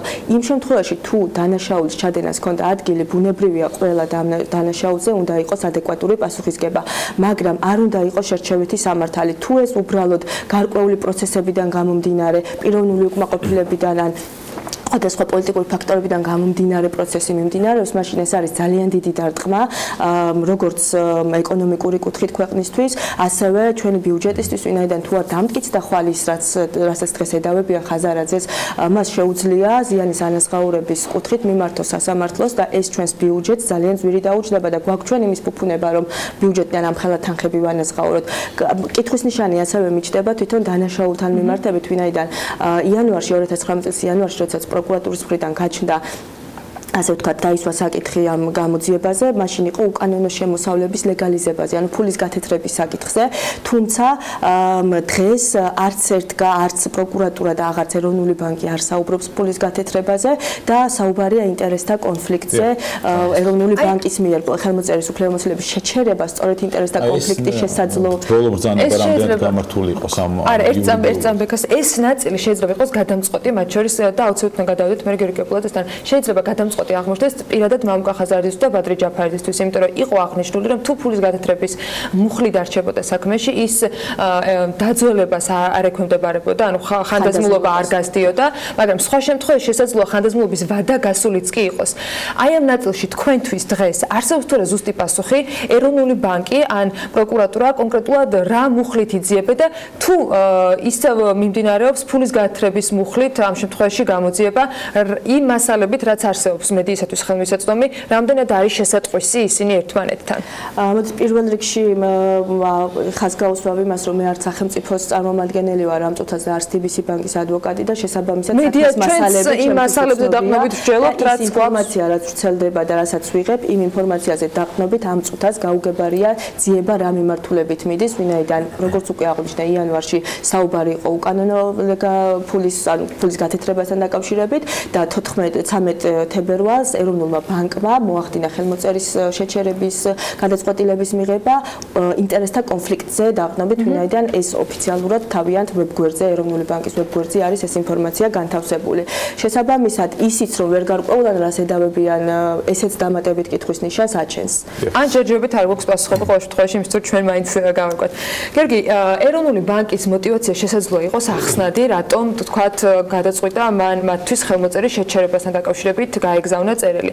მეორეს მხრივ იყო თითქოს ესეთი შეფასებები ძირითადად უფრო პოლიტიკური წრეებიდან და მათი მხრიდან ვინც არ ეთანხმება მოსაზრებას, რომ მამუკა ხაზარაძე ასოცირდება TBC ბანკთან და ჯგუფი, რომელიც ქვეყნის მთლიანი შიდა პროდუქტის 10%-ს რეალურად ქმნის, ანუ მილიარდიანი კომპანია არის, 13 მილიარდიანი ბიუჯეტის, 12 მილიარდიანი ბიუჯეტის ქვეყანაში, რამდენად არის ერთმანეთზე და ეს პროცესი ჯგუფს რა პრობლემებს შეიძლება უქმნიდეს, ან ეთანხმებით თუ არა მოსაზრებას, რომ ისინი საერთოდ გამიჯნულები არიან. პირველ რიგში დავიწყოთ იმით, რომ ძალიან ბევრი კითხვის ნიშანია ამ საქმესთან დაკავშირებით. ეს კითხვები იმატებს და იმატებს, რაც ძალიან ნოყიერ ნიადაგს ქმნის შეთქმულების თეორიებისთვის, სხვა სპეკულაციებისთვის და ინსინუაციებისთვის. შესაბამისად, ბურთი ამ შემთხვევაში ჩემი აზრით არის ორივე მხარეს, როგორც ეროვნული ბანკის და თქვა ხელისუფლების მხარეს, ასევე TBC ბანკის მხარეს, მათ ნათელი უნდა მოფინონ იმას, თუ რა ხდება რეალურად და რა კითხვის ნიშნებიც არის, ამაზე აუცილებლად უნდა გაიცეს პასუხი. წინააღმდეგ შემთხვევაში კიდევ უფრო მეტი შეთქმულების თეორია შეიძლება მოვისმინოთ ჩვენ შემდეგ კვირებში და თვეებში. და ალბათ არავის ეჭვი არ ეპარება, რომ ეს არის საკმაოდ მაღალ დონეზე გადაწყვეტილი თემა და ეს არ წყდება მხოლოდ რაღაცა ვთქვათ პროკურატურის დონეზე. ეს კითხვის ნიშნები აუცილებლად უნდა ამოიწუროს. რაც შეეხება მამუკა ხაზარაძის კავშირს TBC-სთან, ხა მამუკა ხაზარაძისთვის TBC ალბათ ჩვეულებრივი ბიზნესი და ბანკი არ არის, ფაქტობრივად მისი შვილობილია, რომელსაც 27 წელია დააფუძნა და მართავს და მათი გაყოფა როგორც ფინანსურად, ასე მორალურად ძალიან რთულია, რაც საზოგადოების საკითხი, რომელიც ბანკისთვის ძალიან მნიშვნელოვანია. არც ერთი სხვა ბანკი ასე არ არის დაკავშირებული თავის სამეთვალყურეო საბჭოს თავმჯდომარესთან და მის მოადგილესთან. მამუკა ხაზარაძე და TBC არის განუყოფელი საზოგადოების აღქმაშიც, ფინანსურადაც, აქციონერობის თვალსაზრისითაც და თანამდებობრივადაც. შესაბამისად, ეს რა თქმა უნდა ძალიან დიდ ზიანს მიაყენებს TBC ჯგუფს და TBC TBC Bank-ს, ჩვენ ნახეთ რომ ლონდონის ბირჟაზე უკვე დაეცა მისი აქციების ფასი დაახლოებით 50 მილიონიანი ზარალი იყო ერთი კვირის განმავლობაში, რაც არ არის მცირე თანხა, ეს უკვე საკმაოდ მტკივნეულია ნებისმიერი ფინანსური ჯგუფისთვის. შესაბამისად, ეს პროცესი ასე თუ გაგრძელდა და ეს კითხვები კვლავ დარჩა, ბანკის ზიანი შეიძლება გაგრძელდეს. თუმცა მე შორს ვარ იმ აზრისგან, რომ რაღაც ბანკის მიანაბრებს ან თქვა ფსესხებლებს პრობლემა შეექმნება. ხო, მე მინდა ვთქვა დავამშვიდო მაყურებლები იმასთან დაკავშირებით, რომ რაღაცა TBC Bank-ს ამე პრობლემა შეექმნება. TBC Bank-ი ფინანსურად და ეკონომიკურად საკმაოდ ძლიერია. საკმაოდ რეზერვები აქვს იმისათვის, რომ რა თქმა უნდა, და პრობლემა არ შეექმნება ამ მიმართულებით კაცრად კონტროლდება ასევე ეროვნული ბანკის მხრიდან. თუმცა ეს ბანკი არის ნდობაზე დაფუძნებული ბიზნესი, რეპუტაციული ბიზნესია და ეს რეპუტაციის დარღვევა, რაც მამუკა ხაზარაძეს მე გაგახსენებთ ასავალ-დასავალის წინააღმდეგ მის кейს, მან ფაქტობრივად თავისი საქმიანი რეპუტაციის და რაღაც მორალური ზიანისთვის უჩივლა პრესის საშუალებას, გაზეთს და ასეთი საქმეების მოგება მე მგონი ყველაზე მეტად ჭირს. მარიკა დამეთანხმება ადვოკატია, რომ ასეთი საქმეები მედიის წინააღმდეგ, ხო, ძალიან პრეცედენტული და მან ლამის ყველა ინსტანციაში მოიგო ეს საქმე და ასავალ-დასავალს რაღაც დაიკისა. ანუ წარმოიდგინეთ, რომ მან გაზეთს არაპატია მისი პროფესიული რეპუტაციის შელახვა. ის რასაც დღეს ვხედავთ, ეს მამუკა ხაზარაძის რეპუტაციის შელახვა კი არა, გაცილებით მეტია, რა თქმა უნდა. შესაბამისად, მე ცოტა მიკვირს მისგან ის, თქვა, სიჩუმეს დავარქმევდი, მის ერთ Facebook post თუ არ ჩავთვლით. მე ვითხოვ TBC Bank-ისგან მედგამჭვირვალობას და რა თქმა უნდა, ვითხოვ მედგამჭვირვალობას ეროვნული ბანკისგანაც, რათა ეს კითხვის ნიშნები არ დარჩეს, ზუსტად განგვიმარტონ რა შეა საქმე, რატომ მიიღეს ასეთი მკაცრი სანქცია TBC Bank-ის წინააღმდეგ და ასე იყო, თქვა, ლოკალური, ხო, რაც ვახსენეთ, ეს არის საერთაშორისო მასშტაბის თუ რეპუტაციაზე ვსაუბრობთ. საბოლოოდ ჯერ ისე კითხვების დასმის რეჟიმია, ხო, ყველა საზოგადოება ითხოვს კითხვებზე პასუხს და ეს საქმე ესე გრძელდება, ჯერ არ არის პასუხები, მაგრამ აი ამ პროცესში, არ ვიცი, პოლიტიკურად თუ ფინანსურად შეიძლება შეფასება, ვინ შეიძლება რომ დარჩეს მოგებული, ანუ როდესაც აი ეს საქმე მიმდინარეობს, ვინ იგებს ამ პროცესში? ქვეყანა რომ ერთ-ერთ ვარიანტი ვერ დარჩება მოგებული, ეს ცალსახაა და ამაზე ყველამ უნდა იფიქროს, ყველა მხარემ. როდესაც ვეხებით სისტემურ ბანკს, როდესაც ვეხებით ძალიან მსხვილ ბიზნესს და ადამიანს, რომელიც წლების განმავლობაში იყო სხვა ბიზნესმენებისთვისაც გარკვეულად მაგალითი და რაღაცა ის ლოკომოტივივით თუ ზურგი იყო, აი რა არ ვიცი, აღქმა ასეთი არსებობდა სხვა ბიზნესმენების მხრიდან. ფაქტობრივად ბიზნესს რჩება, განცდა, რომ დაუცველი ფაქტობრივად არავინ არ არის და ყველა შეიძლება საბოლოო ჯამში შეეხონ. თუ ვიღაც გადაწყვეტს ამას, თუნდაც მართველი პოლიტიკური ძალა იქნება ეს თუ რეგულატორი, რა მნიშვნელობა აქვს ამ შემთხვევაში. ამიტომ აი ეს აღქმა არის საზოგადოებაში და ამაზე უნდა დაფიქრდეს სწორედ ბიზნესი და ამაზე უნდა დაფიქრდეს სახელმწიფოს. თუ სახელმწიფოს აწყობს, რომ ასეთი განცდა და აღქმა არსებობდეს სახელმწიფოში, ქვეყანაში, რომ არავინ დაუცველი არ არის, მაშინ კი ბატონო, მაგრამ დაუცველი ბიზნესისგან საბოლოო ჯამში, რასაც მივიღებთ, ძალიან კარგად ვიცით, თუნდაც წინა ხელისუფლების პირობებში, თქვა 2013-12 წლებში, როდესაც არსებობდა აღქმა იმ შესახებ, რომ კერძო საკუთრება დაუცველია, ამა ძალიან დიდი ზიანი მიაყენა ქვეყანას, როგორც პოლიტიკურად, ასევე ეკონომიკურად. შესაბამისად, ეს საკითხი იქნება არა მხოლოდ ეკონომიკურად დამაზიანებელი, ასევე პოლიტიკურად დამაზიანებელიც. რა თქმა უნდა, ეს იქნება დამაზიანებელი მამუკა ხაზარაძისთვისაც, TBC Bank-ისთვისაც, არავის არ ქონდეს ილუზია, რომ მშრალად ვინმე გამოძვრება ამ ამბიდან. სამწუხაროდ არა და ყველაზე მეტად ქვეყანა დაზარალდება, რადგან ის 50 მილიონი, რომელიც TBC-მ დაკარგა, აქედან გარკვეული წილი, რა თქმა უნდა, ქვეყანა მას დაკარგა. TBC Bank-ის და TBC ჯგუფის შემოსავლებით თუ შემცირდება, რა თქმა უნდა, სახელმწიფოც იზარალებს ამით. და აქ არ უნდა ვიყოთ ისეთ პოზიციაში, რომ რაღაცა გული მოიფხანოს, რომ აი მამუკა ხაზარაძე მდიდარია და ფული დაკარგა და უი რა კარგი. არა, ეს უკვალოდ არ ჩავლის, ეს აისახება ბიზნესის სხვა სექტორებზეც და ამიტომ ყველა ძალიან ყურადღებით იყოს, რომ თავარი რაც ძალიან მნიშვნელოვანია, რომ ქვეყნის ეკონომიკურ განვითარებას არ მიადგეს საფრთხე, რადგან TBC Bank-ი ძალიან დიდია, მას ყავს მილიონობით მომხმარებელი საქართველოში. შესაბამისად, მისთვის შექმნილი პრობლემა შეიძლება იქცეს საქართველოს ეკონომიკისთვის შექმნილი პრობლემა. მე დარწმუნებული ვარ, რომ ამ თემზე კიდევ მოგვიწევს საუბარი და იმედი მაქვს, რომ ის კითხვები, რომელიც მათ შორის კიდევ ერთხელ გაისმა ამ ეთერში, ნაწილობრივ მაინც იქნება პასუხგაცემული ამ მიმართულებით და ადრესატები, რა თქმა უნდა, არიან როგორც ბანკი, ეროვნული ბანკი, პროკურატურა და ყველა ის უწყება, რომელიც ამ საკითხთან დაკავშირებით რაღაც ინფორმაციას მაინც გასცემდა და ეს ინფორმაცია რეალურად არის ძალიან მწირი. მადლობა სტუმრობისათვის. მარიკა არევაძე, ადვოკატი და გიორგი კეპულაძე, საზოგადოება და ბანკების გამგეობის თავმჯდომარე გსტუმრობდნენ. მცირე სარეკლამო პაუზის შემდეგ გავაგრძელებთ ამ თემის კიდევ ერთ მიმართულებაზე, ანაკლიის სპორტის ბედთან დაკავშირებულ საკითხზე და იმ მნიშვნელობაზე, რომელიც ანაკლიის სპორტს საქართველოსთვის აქვს და ექნება მისი მუშაობის დაწყების შემთხვევაში. რამდენიმე წუთში რეკლამის შემდეგ დაგებრუნდებით.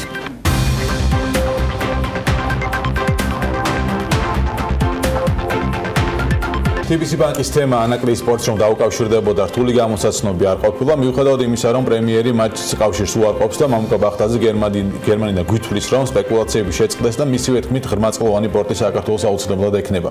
ამ კომენტარის შემდეგ ალბათ ბევრი კითხვის დაბრუნება შეიძლებოდა პრემიერთან, მაგრამ კომენტარად გვაქვს ის, რაც გვაქვს და ისიც ფაქტია, რომ მამუკა ხაზარაძის და ბადრი ჯაფარიძის წინააღმდეგ დაწყებულმა გამოძიებამ ანაკლის სპორტის მშენებლობის მიმართ ეჭვებიც გააჩინა. თავად მამუკა ხაზარაძეც ამბობს, რომ მის წინააღმდეგ გამოძიება, რომელიც 10-11 წლის წინანდელ საქმეს უკავშირდება, სწორედ ანაკლის სპორტის მშენებლობის შეფერხებას ემსახურება. ამჯერად გამოძიებას უბრალოდ უნდა შევეშვათ და მაინც სპორტის აშენების მნიშვნელობაზე გვინდა რომ აქცენტი გავაკეთოთ საქმიანი დილის ეთერში. რამდენიმე დღის წინ ეკონომისტმა დაწერა სტატია ანაკლის სპორტთან დაკავშირებით, რომელიც კარნეგის ევროპული ინსტიტუტის ანალიტიკოსის თომას დევაალის მოსაზრებით მთავრდება თავისუფალი სავაჭრო შეთანხმება ჩინეთთან და ევროკავშირთან და ასევე ახალი ღრმაწყლოვანი პორტი აძლევს საქართველოს შესაძლებლობას შეცვალოს ევროკავშირის წევრი ქვეყნების დამოკიდებულება მის მიმართ და თავი დააღწიოს წარსულის პოსტსაბჭოთა მემკვიდრეობას. ეს თომას დევაალის სიტყვებია, რომელიც როგორც გითხარით, ეკონომისტმა გამოაქვეყნა. სწორედ ამ მიმართულებით ვისაუბრებ თავად ანაკლის სპორტის მნიშვნელობაზე, მის საჭიროებაზე და შესაძლებლობაზე, რომელიც ამ სპორტის ამოქმედების შემთხვევაში ქვეყანას გაუჩნდება. ჩვენ სტუმრებთან ერთად თორნიკე შურღულაია, პროფესორი, ამერიკათმცოდნე და თომას ჯეფერსონის კვლევის ცენტრის დამფუძნებელი და ზვია დაძინბაია, საერთაშორისო უსაფრთხოების სპეციალისტი ნატოს თავდაცვის კოლეჯის ყოფილი მკვლევარი გვერდებია საქმიანი დილის ეთერში. მოგესალმებით, მადლობა რომ ხართ ჩვენთან ერთად. უნდა ვაღიაროთ, რომ თქვენი კომენტარი რამდენიმე წლის წინანდელ ერთ-ერთ ონლაინ გამოცემაზე ამოვიკითხოთ, რომელიც სწორედ სპორტის მნიშვნელობას შეეხებოდა და დღეს მინდა ყოველგვარი გამოძიების პოლიტიკური კონტექსტის და ასე შემდეგ გარეშე ვისაუბროთ თავად ამ სპორტთან დაკავშირებულ პერსპექტივაზე, რომელიც საქართველოს გაუჩენს ახალ შესაძლებლობას. ერთი მხრივ ის, რომ კონტეინერების მიღების შესაძლებლობა იქნება უფრო დიდის და მეორე მაშინ, როდესაც საქართველო არის ევროპისა და აზიის გზა გასაყარზე და შეგვიძლია ვთქვათ, რომ პრინციპში ტენდენცია არ იკლების პორტების მიმართულებით, იმიტომ რომ ბევრი სხვა გზას პოულობენ, შეიძლება თუ არა დაებრუნოს საქართველოს შესაძლებლობა. რას ნიშნავს ანაკლის ღრმაწყლოვანი პორტის არსებობა საქართველოსთვის მომავალში? ცოტა წინ რომ გადავიხედოთ, თქვენი გადმოსახედიდან რამდენად მნიშვნელოვანია ის? დიამშვიდობით. მე ვფიქრობ, რომ ანაკლის სპორტი არის თავისთავად წინ გადახედული, წინ გადადგმული ნაბიჯი თავის არსში, იმიტომ რომ ეს არა მხოლოდ ეკონომიკური პროექტია, რომელიც თავისთავად ეკონომიკურად მოუტანს საქართველოს ძალიან დიდ ბენეფიტებს, როგორც საქართველოსში შიდა თვალსაზრისით, ასევე მისი საერთაშორისო მნიშვნელობის თვალსაზრისით. ეკონომიკას რო გავცეთ, ასევე არის გეოპოლიტიკური და გეოეკონომიკური მნიშვნელობის სპორტი, ძალიან მარტივად რო ვთქვათ, იმიტომ რომ დასავლეთსა და აღმოსავლეთ შორის ჩვენ როცა ვლაპარაკობთ საქართველოს რაღაც ისტორიული როლის აღდგენაზე ან ზუსტად არც ვიცი რა ნიშნავს ისტორიული როლის აღდგენა, მაგრამ თანამედროვე პირობებში თუ ვილაპარაკებთ, ანაკლის სპორტი არის ის, რაც საქართველოს საკუთარი თავის რეალიზების საშუალებას მისცემს ევრაზიის თვალსაზრისით, როგორც ასევე მთლიან ევროპაში, ჩრდილოეთ ამერიკასთან. რატომ შეიძლება იყოს ევროპისთვის და აზიისათვის საინტერესო მაინც და მაინც საქართველოს გავლით და ამ პორტით, ღრმაწყლოვანი პორტით სარგებლობა?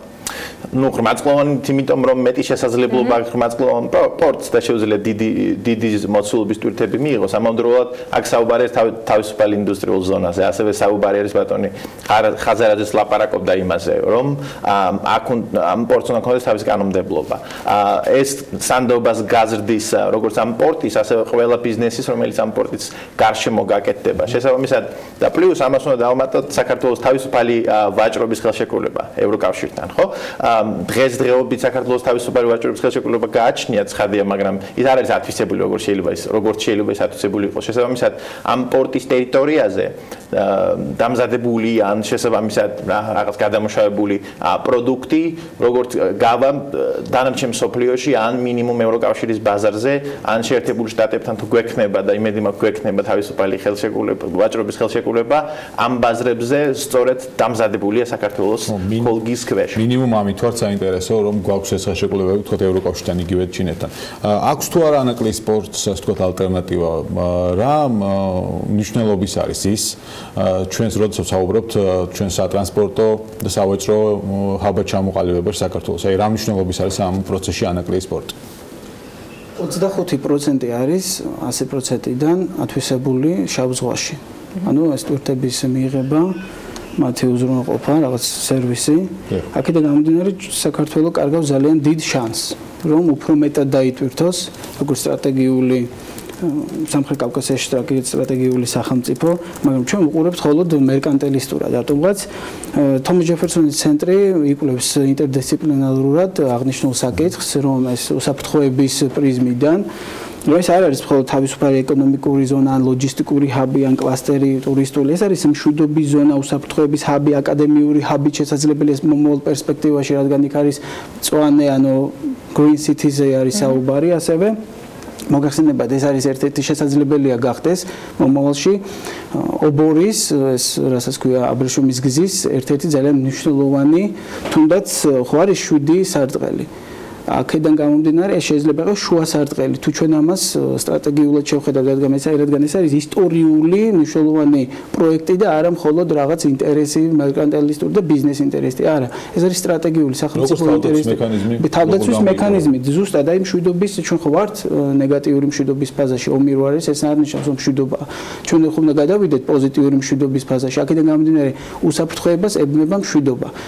ჩვენ გვახსოვს 2008 წელს, როდესაც როშენის ქარხანას ზუგდიდში რუსეთის შეიარაღებული ძალები მიადგნენ და როდესაც უკვე მოხდა რაღაც კომუნიკაცია, ისინი უკან გაბრუნდნენ. ესე იგი ჩვენ თუ აქ თავს მოუყრით არა მხოლოდ აი თქვა ტვირთებს, არამედ იქ იმ ქალაქში განთავსდება, ასევე მომავალ პერსპექტივისთვის იყო ასეთი რომ გაკეთდეს იდეა Silk Road University. მომავალი პერსპექტივის ამბავია, რა თქმა უნდა, ეს ხომ 9 ფაზისგან შედგება, შესაძლებელი ჩვენთვის არის 40-50 წელი ხანგრძლივი პერიოდი, მაგრამ ისტორიულად და სახელმწიფო ინტერესები და უსაფრთხოებიდან გამომდინარე, ეს არის ძალიან მოკლე პერიოდი და რაც შესაძლებლობას მისცემს საქართველოს, რომ იყოს უსაფრთხო, იყოს განვითარებული, რაც რა თქმა უნდა, ბევრ ოპონენტს არ მოწონს, ოპონენტ სახელმწიფოს, თუმცა ჩვენი ინტერესები ოპონენტის სახელმწიფოს შეიძლება ერთგვარად აგრესიის შემაკავებელი ზოლი გახდეს სწორედ ამ ნაწილში. და ერთ-ერთი მექანიზმია ასევე ჩვენ ვიცით რომ ჩრდილოეთი მეზობელი, როდესაც არ არის რამე პროექტი ჩართული, ყოველთვის პრობლემებს ქმნის.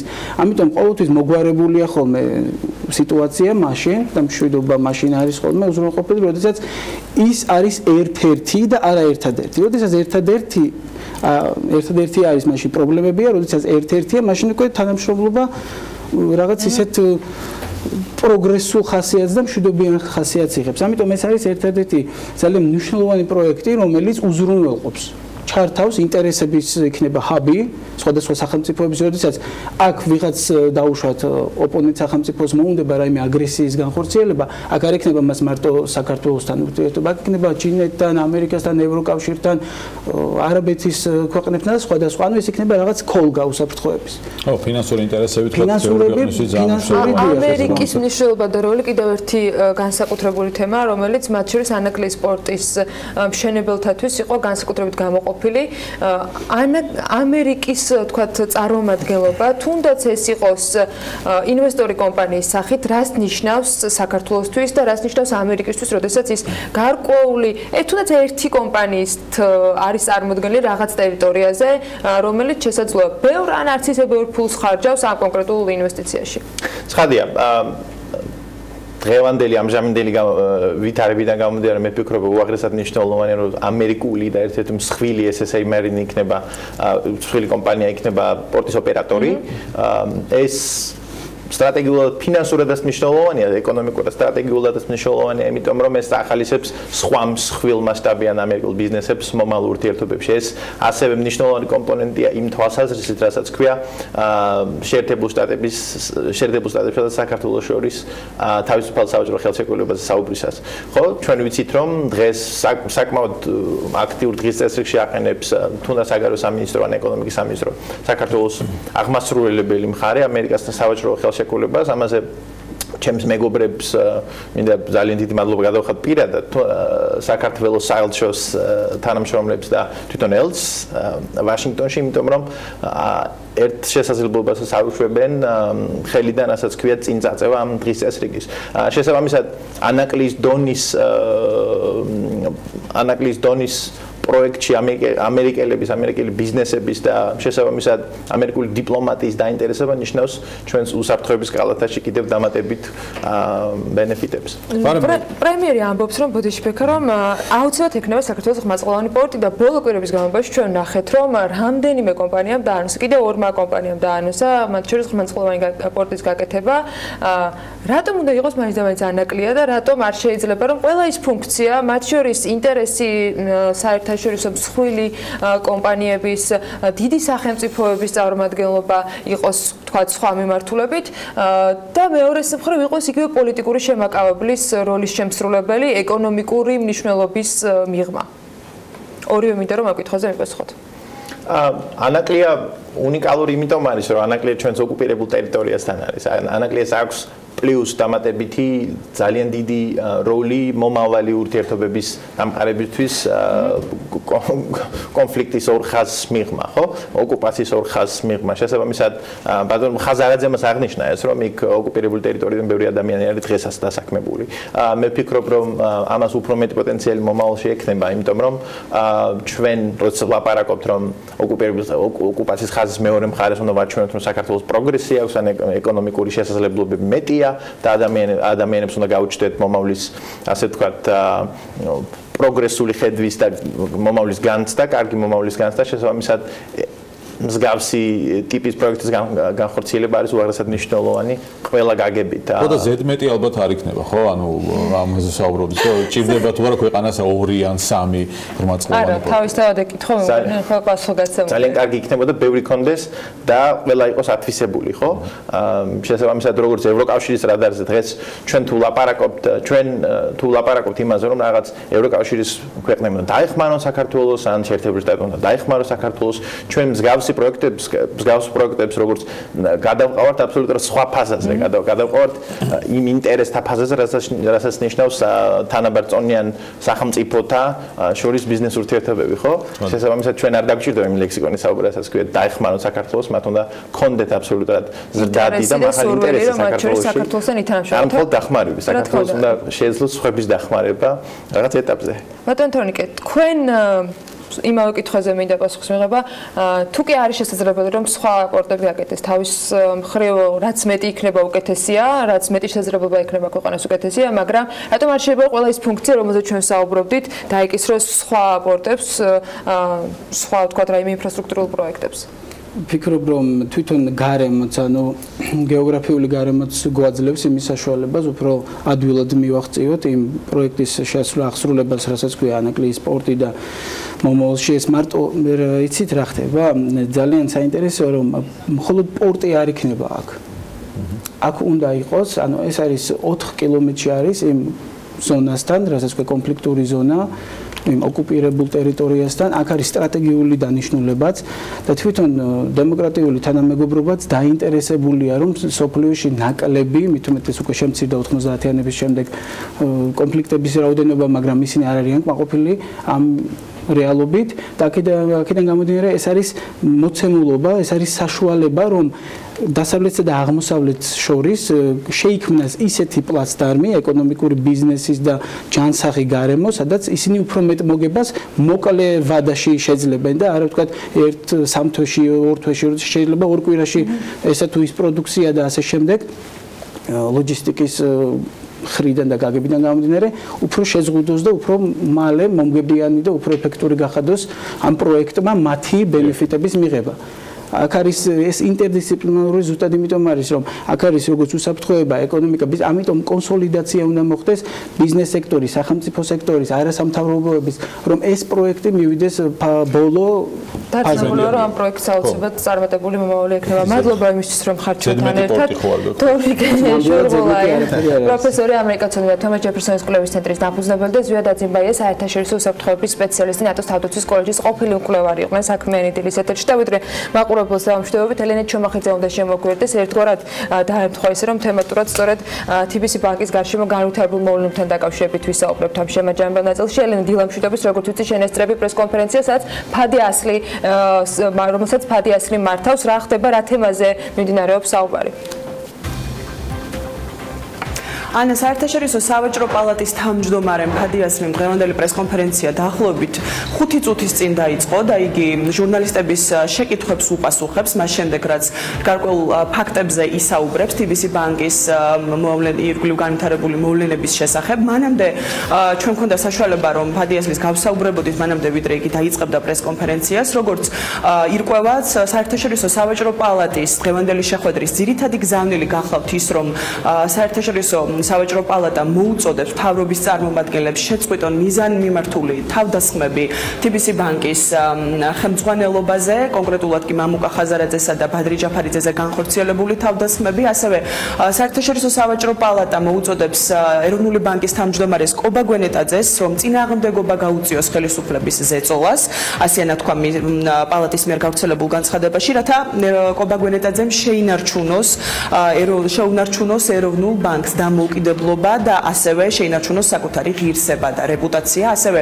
საერთაშორისო სავაჭრო პალატის განცხადებაში ნათქვამია, რომ TBC ბანკის ირგვლივ განვითარებულმა მოვლენებმა, ბოლო დღეების განმავლობაში განვითარებულმა მოვლენებმა უკვე ესე ვთქვათ, ასახვა პოვა ჩვენი საქართველოს ბიზნეს გარემოსა და საინვესტიციო გარემოზე და აღნიშნული მოვლენები უარყოფითად დაისახა საქართველოსა და საქართველოს ფინანსური სექტორის სანდოობაზე. ასევე საერთაშორისო სავაჭრო პალატის მიერ გავრცელებულ განცხადებაში ნათქვამია, რომ TBC ბანკის სამეთვალყურეო საბჭოს თავმჯდომარესა და თავმჯდომარის მოადგილეზე კონცენტრირებული თავდასხმა ხორციელდება, როგორც მთავრობის სხვადასხვა სტრუქტურების მეშვეობით, მათ შორის გახლავთ პროკურატურა, ეროვნული ბანკი, შემოსავლების სამსახური და კიდევ რამდენიმე სამთავრობო სტრუქტურა. ასევე საერთაშორისო სავაჭრო პალატის მიერ გავრცელებულ განცხადებაში საუბარია, რომ აღნიშნული მიზანმიმართული თავდასხმები დაიწყო ბიძინა ივანიშვილის ინტერვიუს შემდეგ, რომელშიც მან საჯაროდ გააკრიტიკა TBC ბანკის სამეთვალყურეო საბჭოს თავმჯდომარე ბატონი მამუკა ხაზარაძე.